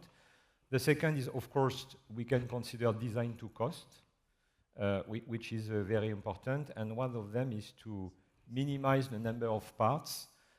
This is what we are working commonly with Thierry, because this is very linked between engineering, process, manufacturing. And for example, for very simple parts such as the bumpers, we have been already able to reduce the number of parts by 30%. Thank you. Regarding the second question, short term, the priority for Nissan is to focus on re-Nissan. And as Renault, we are doing our best to help with some projects like India, but for time being, my priority is to let Yvan and the team of Nissan to recover satisfactory track record. For the midterm, everything is open. I think my job as CEO is to bring to the board all potential optionalities for our shares in Nissan. As I told you, from operation standpoint, I personally think that once Nissan will start to be fully stabilized, I foresee probably more opportunities than what we imagined 2 or 3 years ago. So this will be additional opportunities on Future Ready. Thank you, François. So we'll go to number 5. I see Jose Azumendi from JP Morgan raised his hand. Thank you very much. Jose from JP Morgan over here. I wanted to explore a little bit more the growth opportunity for the business in the coming years, and if you could talk about the growth opportunity for Dacia and light commercial vehicles. Right now, how much is it of unit sales within the group? Which vehicles, and what do you think will be the proportion of unit sales for these two brands or subsegments by the end of the plan? And then question 2, can you speak about, please, about Vandercraft, the partnership you have with them? I would love to understand a bit better these 350 humanoids, across how many plants is it going to be deployed? And also very interested if you can help Vandercraft in scaling up the manufacturing of humanoids, and obviously would you be interested in obviously also maybe building humanoids for the defense sector if and when you would get the requirement from the French government? Thank you very much. For the last point, the answer is no. We focus on our own business. LCV, Fabrice? Yes. Well, LCV, as you know, is a key pillar for us, not only in terms of volumes, but also in terms of value and profitability. We have the chance within Renault brand to have 3 kind of success stories, as I said before. Kangoo in small van, Traffic in mid van, Master in large van. We just renewed Master with success. There was a long transition phase to manage because we manage a lot of diversity. But now Master is on the right trajectory with orders entering and the share of market, as you could see in the last month, which are gaining speed and high. And what is interesting is that we see that when you look at the results of the 3 pillars, the level of electrification is, of course, not at the pace of PC market, but is increasing. It's increasing because there is customer needs, fleet needs to deliver in the cities and so on. And that's where the game is beginning interesting, because we will launch in a few months now the new Traffic EV based on a new platform we developed, with a high level of software inside, with a new level of service. And we think that this will be also, for us, a game changer towards this electricity paths. And the potential, as you can see, we are starting from more or less 10% of EV mix on LCV, is huge. Is huge. And we will do that with no U-turn systematically on this direction. What is interesting also on LCV is that LCV is not only a tool for Europe, but also a tool for international markets. If you take the example of Latin America, we are very well known, for instance, with LCV and especially Master. We are producing in Brazil, where we are doing almost half of the market. So this is also a tool and a conquest tool for international markets. This was for LCV. Catherine, for Dacia. For Dacia and its path to electrification. So we are on a trajectory to electrification. We have this year we have 1 electric car, or in 25 we had 1 electric car in our portfolio. The Spring, which was the most sold EV in the A segment and had a plus of 53% versus the year before. This year we are adding a new vehicle, an EV in the same segment. Last year we had 25% of our entire sales were electrified sales, so pure electric and hybrid. We will have by the end of this year a hybrid solution or electrified solution on every product that we sell. We will go to 4 electric vehicles by 2030, and with this we will electrify by 66%, or we will be at 66% of electrification in 2030. So we are really on the way and to electrify our brand. Thank you, Catherine. Thierry, tell us more about your great humanoid robots. About a little bit more about Kelvin and his coming brothers. I think you may know the story of Vandercraft. In itself, it's a very nice story. Vandercraft is a company which is specialized in building autonomous exoskeleton for people losing the use of their legs. And it's really by chance a connection with one Renault engineer brain that this kind of exoskeleton, totally autonomous, was a kind of robots, and a robot able to carry heavy loads. Okay, so that's the initial story. Starting to this point, it took only 3 months to make the first model. So one key asset we have with this partnership is speed. Now, talking about scaling up, I guess the first support we give to Vandercraft is that we are breaking use cases. So we have currently more than 25 use cases. We plan to extend robots. So you had the question: in what plant do we aim to expand? So we will start. We will start maybe by French plant because it's closer, so to do the experience. But for sure, the target is to expand them in our highly automated plants. So giving use cases, challenging them, because we have a very clear, also a very clear benchmark of what is going on, talking about humanoid robots. And in a second step, if it's necessary, for sure, we will be able to help them to manufacture and to support also the design to cost. But honestly, from now, it's more in a second step. But second step, talking about speed, can be in 6 months. But you know, Jose, a lot of companies like to use humanoids for nice show at CES. But Thierry prefers to put directly the humanoid robots into the line. And I'm pretty sure we are the first one in the automotive industry putting engage in our cycle, 60 seconds. Humanoid robots for such tricky, complex, and diversified tasks. So we start, but I see also a big potential. Okay, thank you. I propose to move to number 1.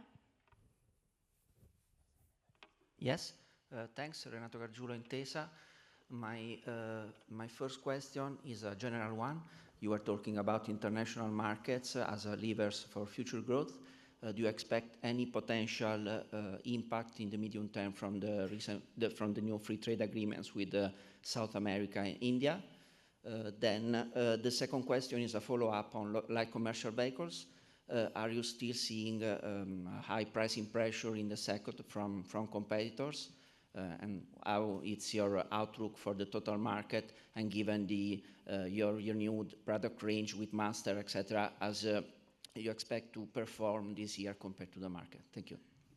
Yes, regarding the first question, you are right, and it is why we decided to focus on targeted, fast-growing, and high-potential markets, because when we go outside Europe, we go deeply in the value chain.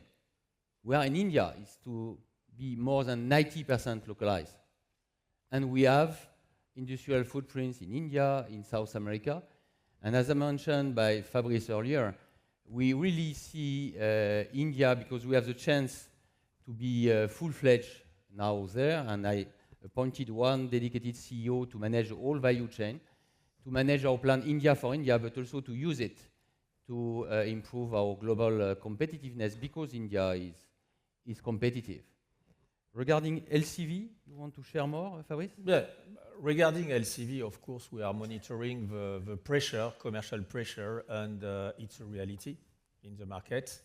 This being said, we are looking tender after tender, and we don't lose so far our key accounts.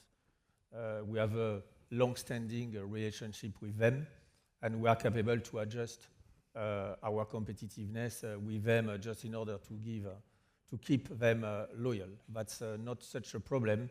On the contrary, we have a big, still a big potential on proximity fleet, which is a little on LCV what the retail on PC is. It means very safe and value-oriented sales.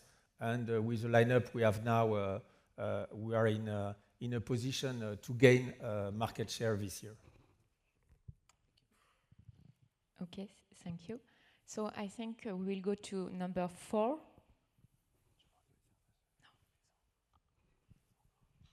Thank you. Christian Frenes from Goldman Sachs. I've got 2 sourcing questions. The first one, with respect to Horse, could you elaborate on your key milestones and KPIs that you hope to achieve between now and 2030, and also elaborate on your dividend policy there? And then the second question, with respect to your Future Ready plan, when we look at your Chinese supplier mix, especially in light of European localization laws, how do you expect that to shift between now and 2030? Thanks. Regarding horse powertrain, my first objective is, thanks to horse powertrain, to access to the most competitive hybrid solutions everywhere. And this, for this, the progress is really good.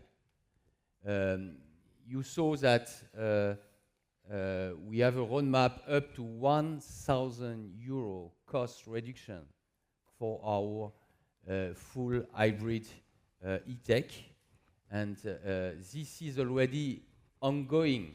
I do not say that this is already in our P&L, but all the actions are ongoing in order to deliver this before 2030. Moreover, horse powertrain allow us to get access to any technology. For instance, if you consider what Philippe Brunet explained about our new EV platform, RG EV Medium 2.0, this is a pure EV platform, but we will also have some derivatives with range extender. And this is coming from horse powertrain. And of course, Renault alone, it would have been much more difficult. Additional investment, lower volume, but thanks to horse powertrain, we access to everything. As far as dividends are concerned, in our agreement with Gilles, especially with Aramco, because Aramco invested in the company, they were 2 years standstill for dividends, so then it will deliver significant dividends. Duncan, as from? We can start from 2027. 2027. Regarding your second question, I do not expect huge changes in terms of European footprint, because we use Chinese suppliers for some technologies we do not have in Europe, especially the battery. And for this, as you may know, at Renault Group, we decided to localize. We have especially AESC Gigafactory in our plant in Douai, which is, I think, one of the most operational Gigafactory in Europe. And we are satisfied because our supplier is delivering the volume, but also the performance we expect. So we will continue this way. And for the rest, as we mentioned during the presentation, the objective with our European supplier is to change the way we work in order to deliver in Europe the level of competitiveness, but also innovation and speed, similar as the one that a Chinese producing maybe somewhere in Europe and all the parts coming from China would deliver in Europe. We will be as competitive. This is what we embedded in the plan. So the question is not, what is the risk, how will you manage? We manage. It is in our plan. And it is what Philippe Brunet explained to you. So Chinese supplier overall will represent something like 5% of our global footprint. But we are, of course, very happy to work with Chinese ecosystem. I think we are probably one of the OEM capable to work with the Chinese ecosystem in this type of win-win and balance way. Thank you, François. I'm going to get in trouble because we only had questions from financial analysts. So we'll take a question from the teams. I think there is a CNN journalist from Turkey. Can you please open the floor to Mehmet Kantarci?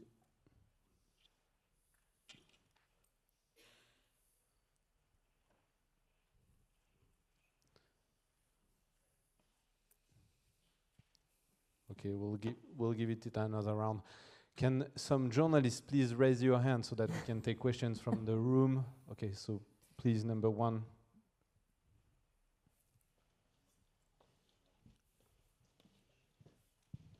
Hi, good morning. Noemi Navas from La Vanguardia, from Spain. I would like to make two questions.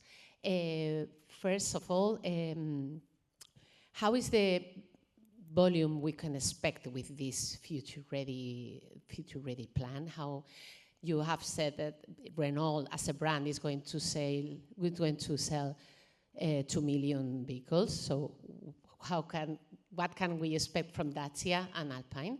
And also, what can we expect from Spain? What are you thinking for our plans? As you have said some things in the result presentations 2 weeks before, what can we expect from this plant?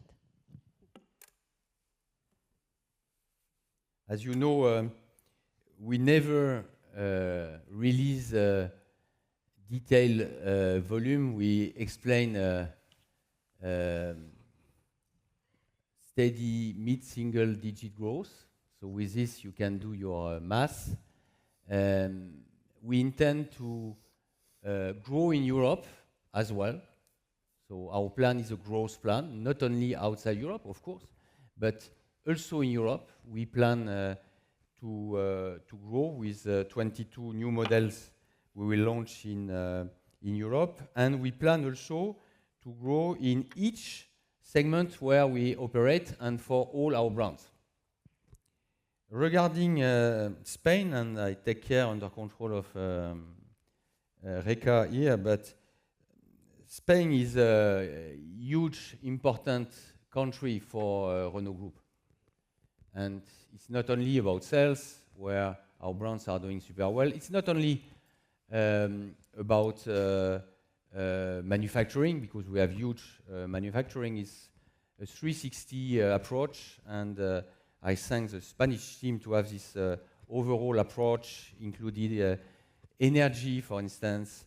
We have a strong supplier footprint in Spain, and also top level tier 1 suppliers, Spanish suppliers.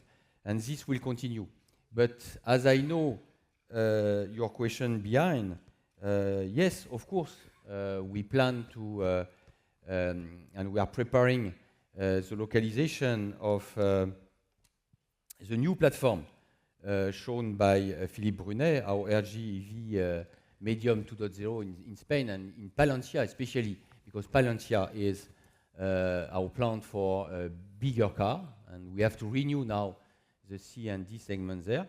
So this is planned, this is embedded in the plan. As you asked the question, I rely on all the team in Spain to find an agreement between unions and management in order to secure the minus 20% manufacturing cost set by Thierry.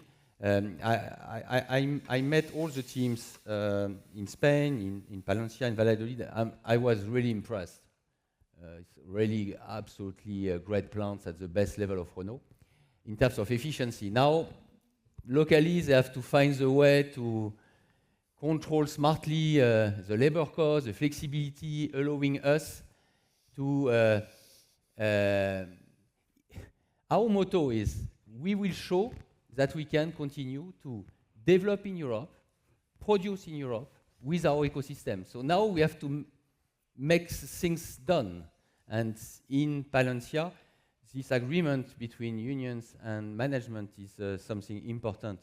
We need to reach quickly now in order to move forward, but I am confident. Okay, thank you. We have a question from Chinese media by Teams. So we'll try again. So please, could you open your mic and ask your question? Okay. Thank you. Lawrence, China. Got two questions. Yes, Since we have okay. noticed that foreign corporates here, foreign corporates have different ways to survive here in China, and one is to join the price war with Chinese competitors. The other way is to focus on the export business like Hyundai and Kia. So, but for Renault, you didn't choose any one of them, but to leverage the Chinese supply chain, the speed and talent advantage to develop products like Twingo. I think is a very good example for the cooperation. So, but my question is that since you're not planning to return to China as an OEM, so what kind of Chinese market and Chinese partners will play the role of the Chinese market and the Chinese partners will play in your future strategy?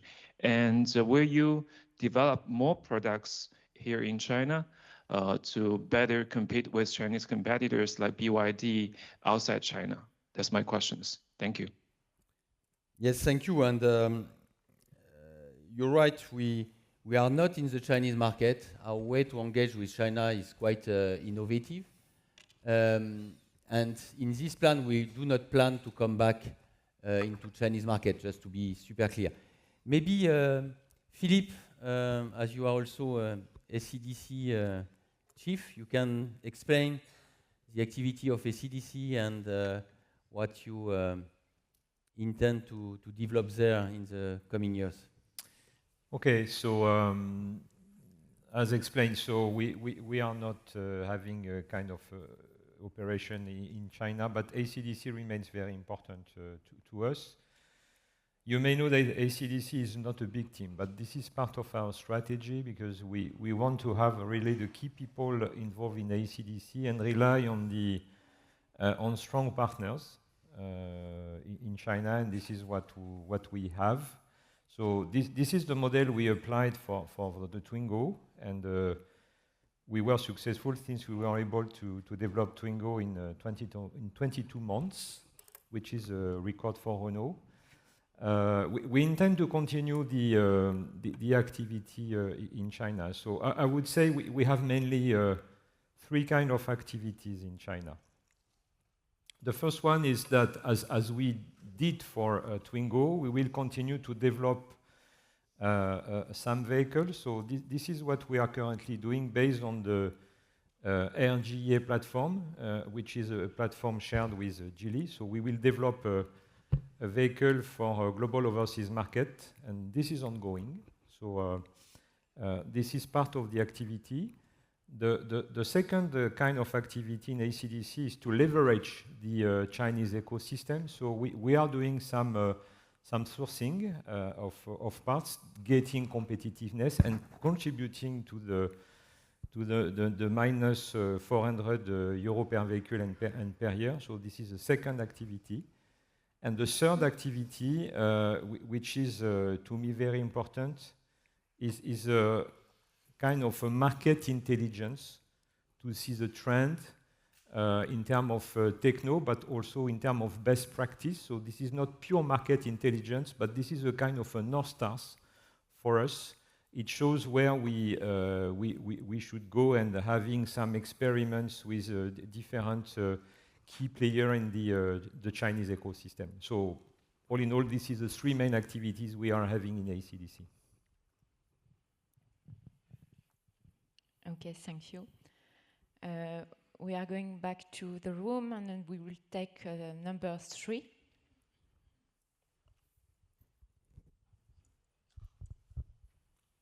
Yes, hi, it's Henning from Barclays. Thanks for having us. Cars look great, if I may say so. I wanted to bring Duncan in, perhaps. You obviously shared the midterm targets at the full year stage already. For me today was going to be more about substantiating, you know, the quite ambitious midterm targets and perhaps going a bit more granular into the underlying assumptions. So, Duncan, perhaps you can remind us what you're assuming in terms of underlying assumptions for the main moving parts, right, in the 5 to 7%. If you could talk a bit about pricing, I think it's clear that volume and mix are positive. And the way you also talked about it again today, savings, the 400 euro per car translate to about 1 billion. But if you could talk about the other moving parts, so what you assume in enrichment, what you assume in pricing in particular, and you know, any other moving parts that would help us substantiate and perhaps add a little bit of credibility to that 5 to 7% target. Thank you. Duncan. Thanks, Henning. Yes, so we did release our midterm targets when we announced the financial results on Feb 19th. And the idea of today was to more go into the how. So I think, you know, operationally, you've got the people in front of you demonstrating what's constructed behind the plan.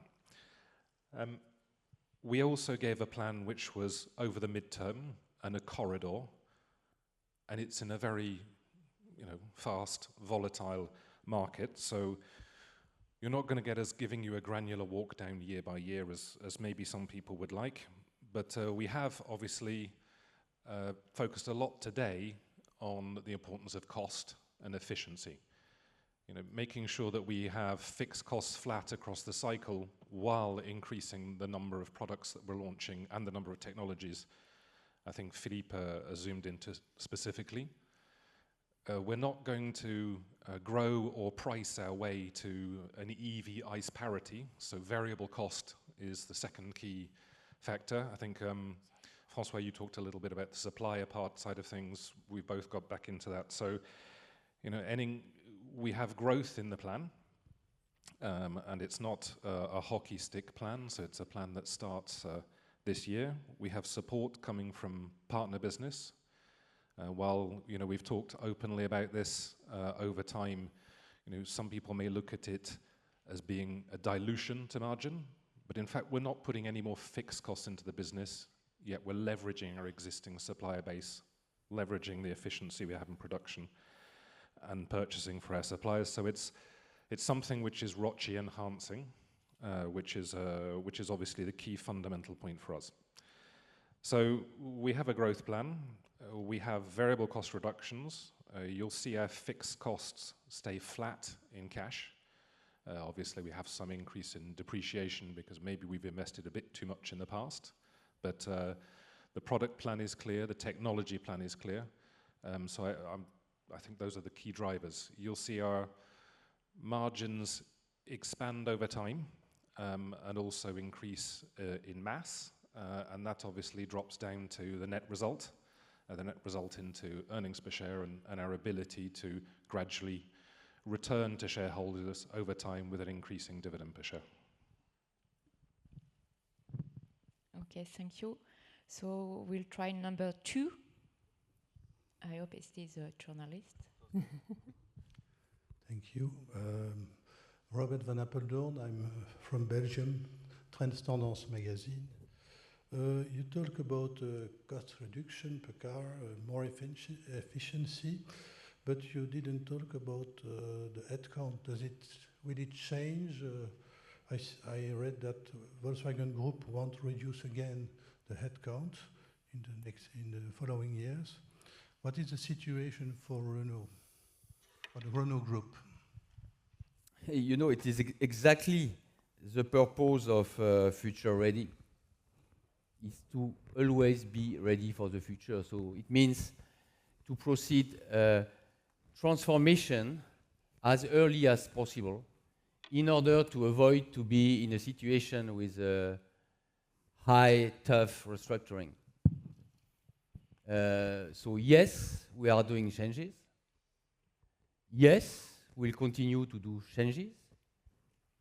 Yes, we know what we have to do, and we share this transparently with our unions, because it is a good way to proceed step by step the evolutions and avoid what you mentioned, sudden big cut in terms of work forces.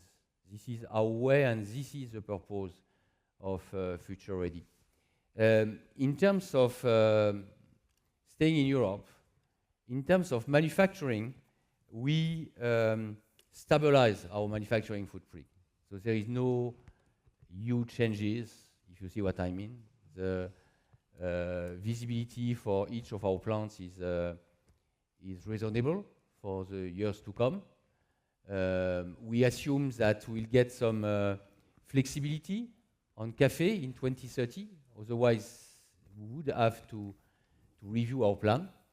But manufacturing side, it's good visibility. The main challenge for our group today is technology, engineering. Change our way to do cars. Develop cars within 2 years, and this completely changed the paradigm. You generally have the question, but do you know how to do? Yes, we know, as explained, especially by Philippe, and we did it with the Twingo, mostly developed in China. Now, the challenge is to do it in France, here, in the Techno Center, with super good engineers who used to develop cars 5 years, and now we have to move 2 years. And this, we have to do it with our European suppliers. Same, our European suppliers, they are capable to do 2 years in China. But same, we are in Europe with European engineers, and we have to change our way in order to do it. And this is our ambition in Future Ready in terms of transition. So it's why we speak about transparency to employees. I said before, better supported means to organize, structure enough in advance the reskilling, upskilling, what we call with Claire, our CHRO, workforce strategic planning. So what is the workforce we need to have in 2030, and how we move our people to this want to be. This is permanent, constant, non-complacent changes in order to avoid to be in the situation you mentioned in your question. Thank you, François. Also keep in mind that we did the production adjustment. We reduced our capacity by 1.2 million units compared to 2019. And so we don't face the same issues that some of our peers are struggling with these days. We'll take now question 5 from the room. Andrea Cartapani, Andrea Carzamor.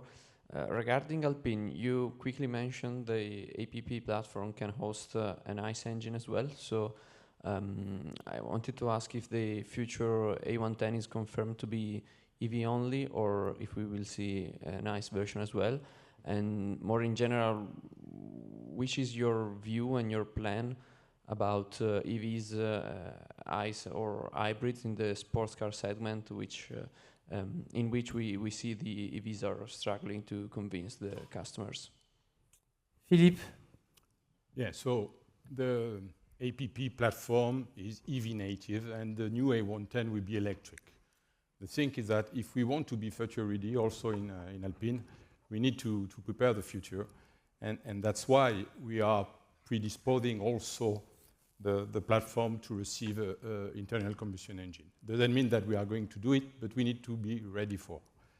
Concerning your second question, the most important thing in this segment is to offer a product which is excellent. You buy an A110 not because you need it, but because you want it. And if you create with the product something which is exceptional, for me, Doesn't matter if it is EV, hybrid, or ICE. And the last part of the answer is that if having an ICE will create us some opportunity for other markets, because today we are targeting France, Europe, but in the future, the growth of Alpine also will go through international. So if there's opportunity to grow again with Alpine in other markets thanks to ICE, then we will make it.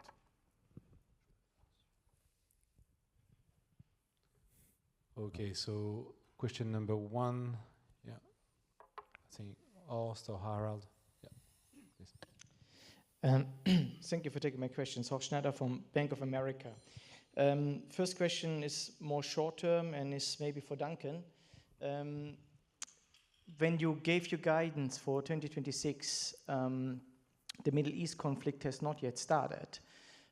Since then, we have seen this oil price spike. We see that the Dacia sales are still weakening. I think February is down something like 30%, if I'm not wrong.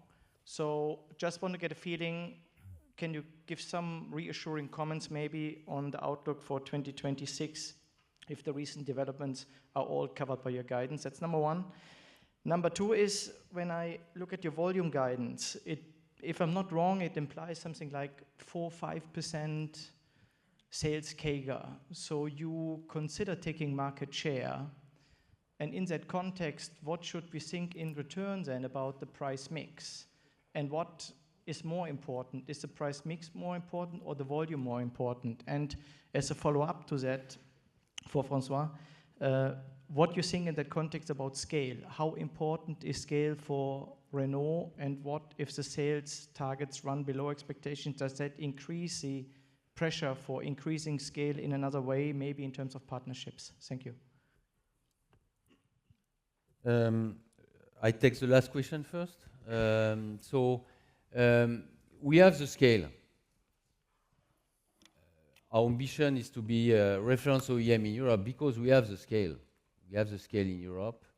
We want to be a leader in Europe. We explained to you in detail today how we streamline our platform, our technologies, in order to be at the top level worldwide for all technologies that matters.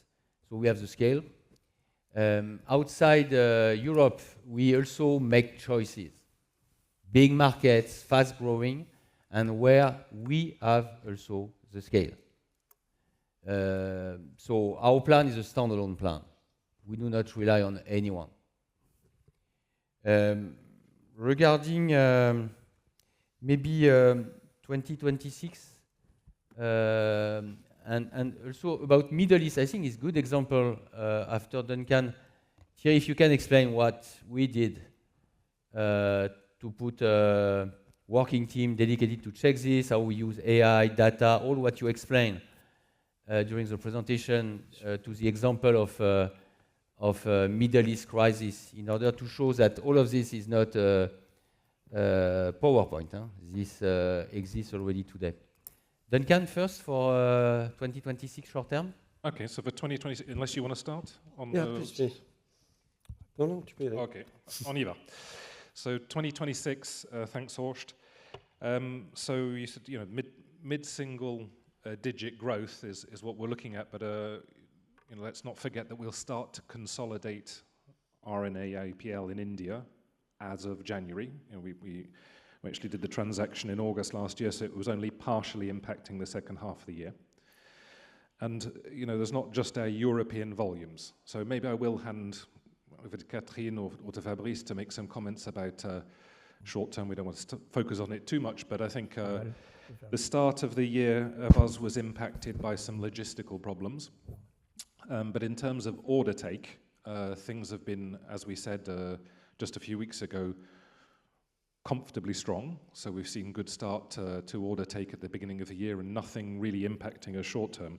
So you said, we don't assume a positive and pricing environment for 2026. That wasn't what we took into account. And as you know, we had due to the regulations in Europe with Euro 6 EBIS, we had a lot of equipment we also had to add into the range, which was not possible to price it onto the market. So when you're talking about revenue growth, we have consolidation of new business in India. And this is, close to €1 billion of revenue alone. We have partner growth. We also have the model dynamic, and it's not a question of chasing market share, and of the value for volume remains clearly in place. Do you want to? Thierry, I think it's okay. Thierry, to illustrate Middle East case as a way to do resilience at scale. François, I have to apologize. We did not fix the Middle East crisis. But anyway, we managed not to have significant consequences. So I need to be a bit cautious because it's still going on. But the first thing when we have this kind of big event during a weekend is finally where are the ships, and will have the time? Will they have the time to get a destination without a disruption? So this kind of question is very simple, but to answer for 100% of a part delivery, it was very complex to be able to answer. I would say just maybe 2 years ago, and now on Sunday you have the answer, and the answer so far is that we have enough time to deviate the ships, and that the fact that finally Suez is once again closed won't have any disruption consequences for us. Second question is a bit trickier. Is do we have supplier of supplier of supplier in the conflict area with a potential disruption area? Not today, disruption crisis, not today, but in the coming weeks. For this kind of question is even more complex. But once again, thanks to our control tower, it's possible to answer. So we have the answer. We did not have the answer in 24 hours. We had the answer in 3 days. And we know that for some components, little components, we have to be a bit careful. But so far, we are managing it. Okay, so we'll take the question from Pushkar. Pushkar, please open your mic. Hello. Hi. I hope I'm audible. Yes, loud and clear. Yes, thank you. My question, first question is about the growth. This is something that Renault has also targeted in the past. I think it was the 2018 plan where you wanted to have double ex-Europe growth, right? For various reasons that did not work out. What makes you confident that you can deliver that growth now in this plan? What has changed? As a sort of follow-up to that, this ex-Europe growth outside Europe, it is margin dilutive from what I understand. So how does it fit into that 5 to 7% sort of long-term or medium-term operating profit target?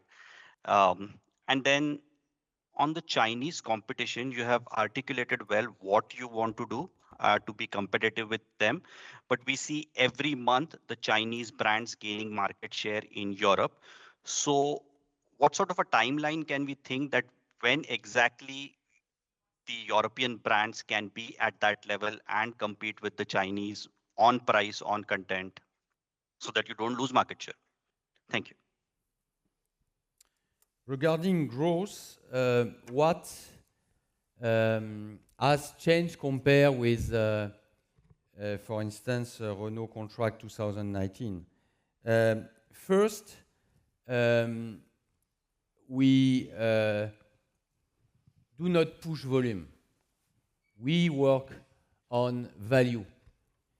Second, we have a clear brand organization and brand management, and we focus on our brands in order to deliver a clear services, products, emotion, desirability into the car we put in the market.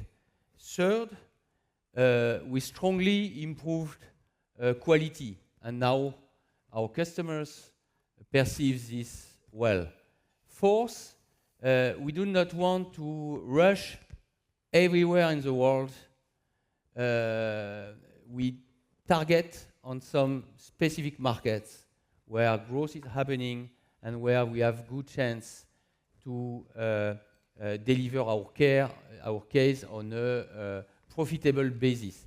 Fourth, we do not try also to target everyone. For instance, in India, my objective is not to sell a car to all the Indian families.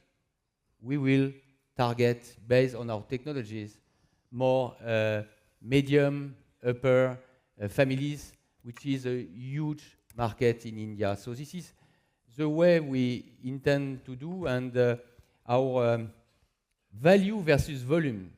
This is very important, because today we do not decide the volume.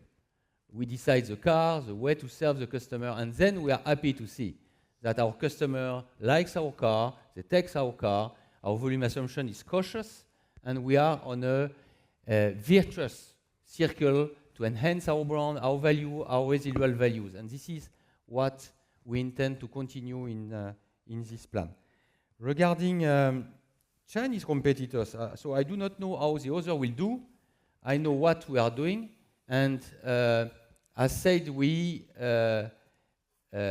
will be as competitive as our Chinese competitors, starting by Europe. And what is the time frame? The time frame is step by step, but is already starting today. You take the Twingo. This car is below 20,000 euros. Full EV car, you have Google inside, great features. Okay, I'm quite comfortable with this. Huh? Very desirable car, a lot of emotion in the design, top quality. So let's see, but I'm quite comfortable. Now, of course, we have to proceed. The C platform explained by Philippe Brunet will be another step for us. And as you could understand, we develop cars within 2 years, so you can imagine when those cars will come. But I don't know for my competitors, but for Renault, I think that we are future ready. Thank you, François. So we'll take question number 1. I see Harald and Thomas around. Thanks for taking my question, as Harold from Citigroup. You've covered a lot of ground today. Just from my side, can we just talk a little bit about the regulatory situation? IAA, kind of interesting in the last week or so, made in Europe. Do you have any expectations that makes it a little bit more difficult for your Chinese competition, particularly in the fleet markets, once those rules come into play? Secondly, are you expecting any further regulatory change from the European Union? I know you're talking to them all the time. And then lastly, your EV strategy is obviously quite comprehensive. I'm assuming you're not assuming any further change in the CO2 framework in Europe. Is that correct? Overall, the release of Madame von der Leyen end of December is a good one, because you have the set menu. So you know I'm quite pragmatic, huh? So it's not so difficult. Some flexibility in CAFE. So this was embedded in the release. Now we expect something, and especially regarding 2030. Regulation freeze. The problem today in Europe is the price of the car. So instead of putting 108 new regulation to the automotive industry, you freeze regulation during 10 years, then as Renault, we put the 25% engineers working here. For regulation, we put them to decrease the price for the customers.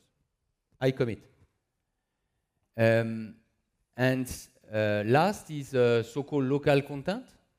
I take this IAA release as a good sign that Europe is starting to move. It looks very complex, so I'm not capable today to comment. But again, let's be very common sense. First, Renault, I assume, will be a European automaker. I assume. Second, if you say to China and our Chinese competitors that Europe should not be closed, and this is a Renault recommendation. But the rules applied in Europe are the same that China did so successfully 20 years ago. I mean, you are welcome, but you have to invest in Europe, produce in Europe, use the supplier ecosystem, create jobs, put R&D. It will work. Huh? So I'm reasonably optimistic. The most important for Renault today is to get concrete decisions in order to fully stabilize the European path.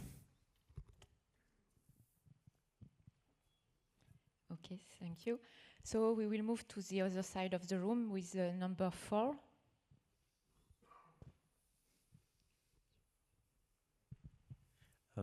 Thank you. Philippe Bouchois, Jefferies. I guess I was going to ask this question about the IAA. And in your sense, what is the probability that what we saw in that release is actually going to come through, and over what time frame? It seems to me it's a lot of proposals, and then it's going to be dissected at OEM level, supplier level, country level, and what comes out of it could be in 2028 and a shadow of what the EU has been proposing. So what's your feeling on this?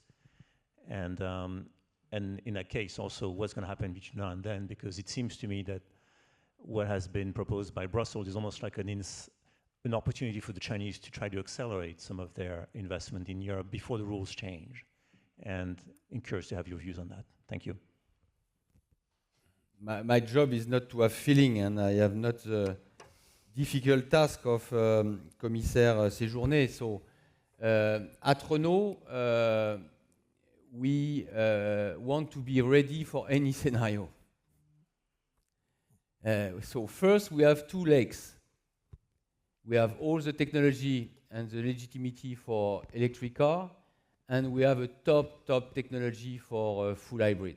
And those are the 2 legs, and it is why Fabrice released that his target for Renault brand in Europe is 50% electric, 50% hybrid.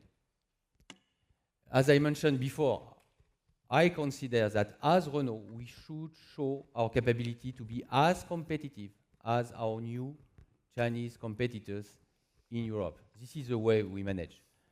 For your question, I'm reasonably optimistic, but same as you, I do not know the timeline. But we are future ready. We are really ready to any possible scenario, and it is what we want to show you this morning. So we will take the number 1. Thomas, maybe? No. Hello, Manu Uranda from El País, from Spain.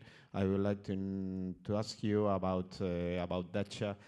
Spain is a very important market for Dacia. I would like to know if it's in your plans make a Dacia car in Valladolid or Palencia in the next years. Thank you. Bon, Catherine, regarding Dacia, Dacia Spain as an important market for Dacia, and regarding manufacturing, I let you decide if you answer or Thierry. Okay. Yes, I can only confirm Spain is a very important market for Dacia. We are on this market the number 2 retail brand. We're still growing. We had a very good year 25, and we're expecting to continue that success path. And I'm not going to take the answer away from Thierry, but currently we have made our decisions when it comes to products that we want to launch. So from my side, there are no news for Spain. Okay. You did not give me a lot of time to think about the question, but okay.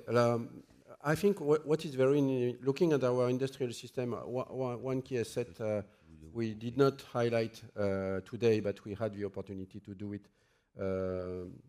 in different presentations, is the flexibility.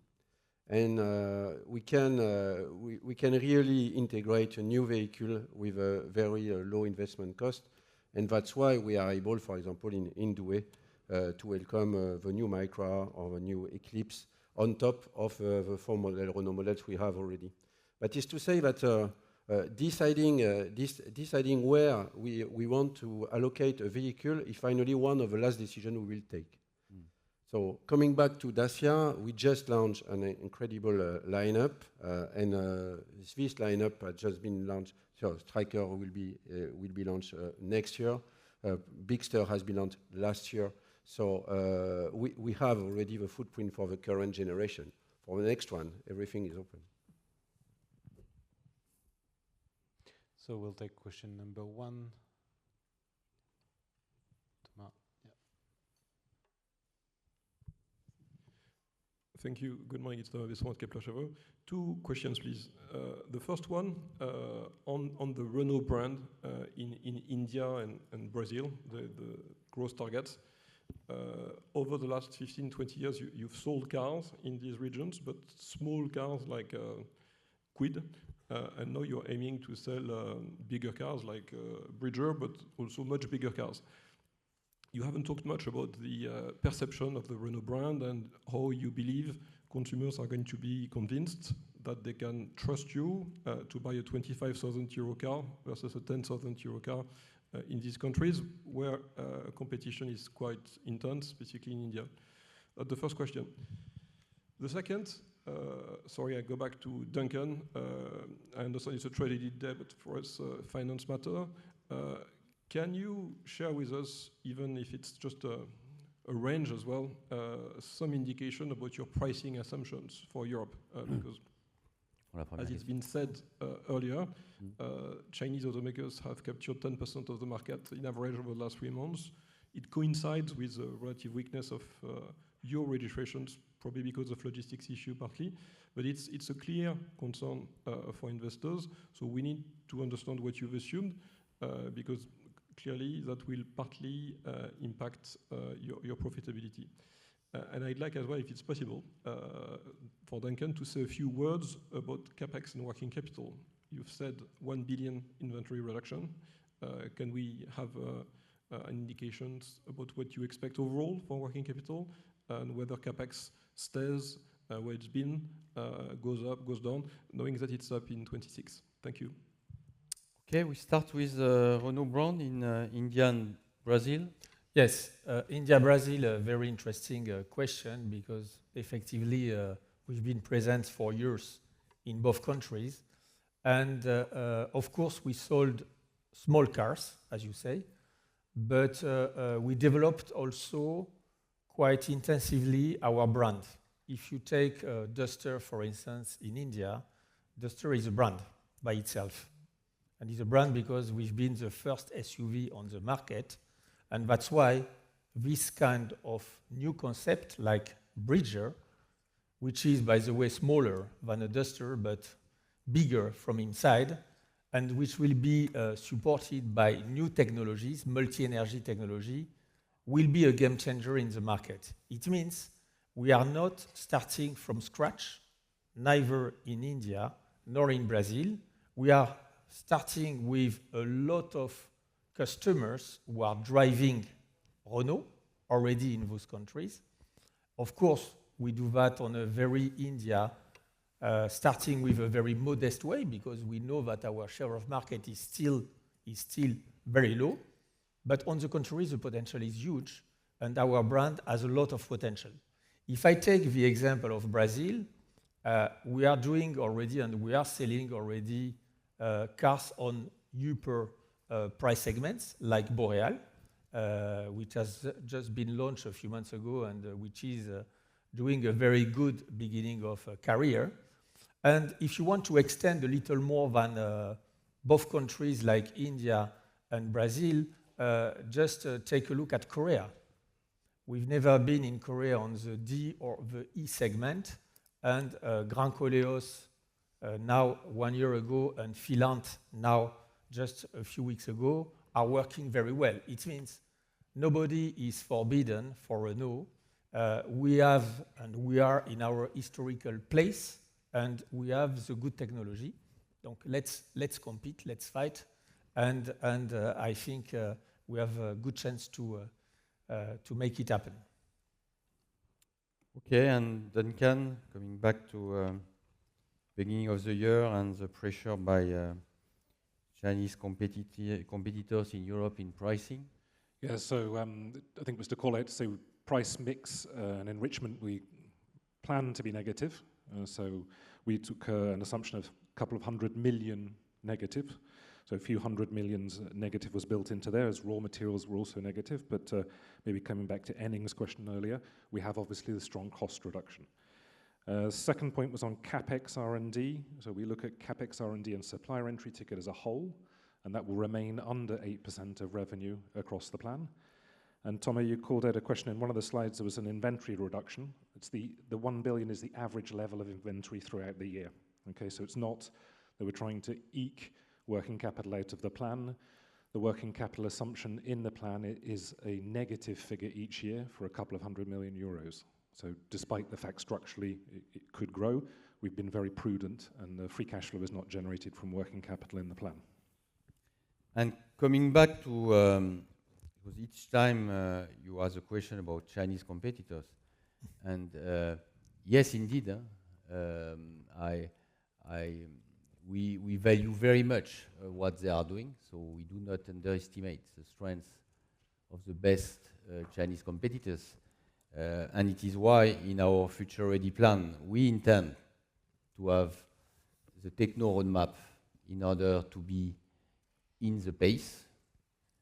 We intend to continue to invest in products, and we think that we can do more desirable and more European native products.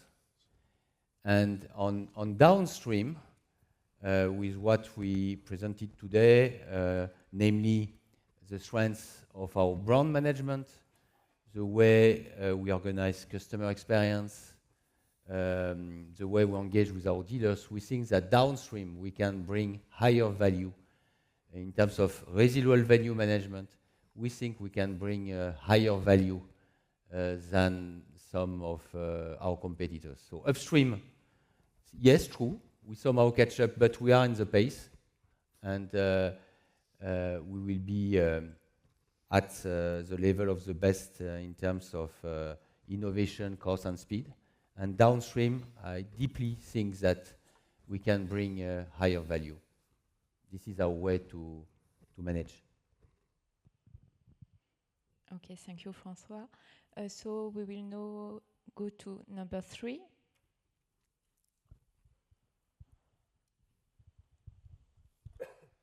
Good morning, Christoph Laskawi from Deutsche Bank. Thank you for taking my question. I'd just like to ask on the cost savings per year per car that you target, the 400.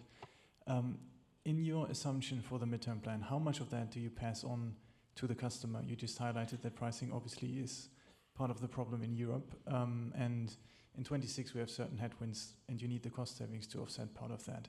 But over the longer period, what's a good share to assume to be passed on? And could you comment on if that varies by brand and powertrain type? Thank you. Do you think I will answer to all your questions? Maybe Duncan. Do you think I want to answer all of your questions? So, I mean, obviously in the past we'd maybe benefited from, in just a couple of years ago, supply issues across the market, so we were able to manage to maintain more of our variable cost savings than we were actually giving away in price. You can assume we've been prudent in this in the plan. Okay, so we're talking about EV ICE parity over time. So cost reductions, obviously, you've seen demonstration on the ICE side of things with up to €1,000 on hybrids. You can assume the EV with Philippe's presentation in terms of talking about technology, and the difference of 40% between 1 Series and the next is going to be more than the average part of that. So I'd say that we've assumed that we will give away, or give back in terms of value, because that's what the market will require, because cars have got too expensive, the savings that we are making. I don't think I'll go much further than that.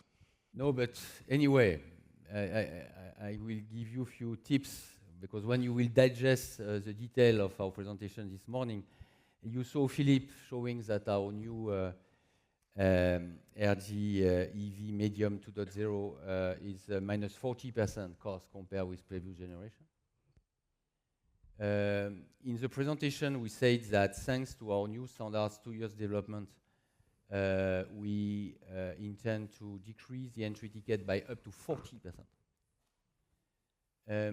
We also disclose that we'll decrease the COG as a cost of our cars from 10 to 30% compared with previous generations.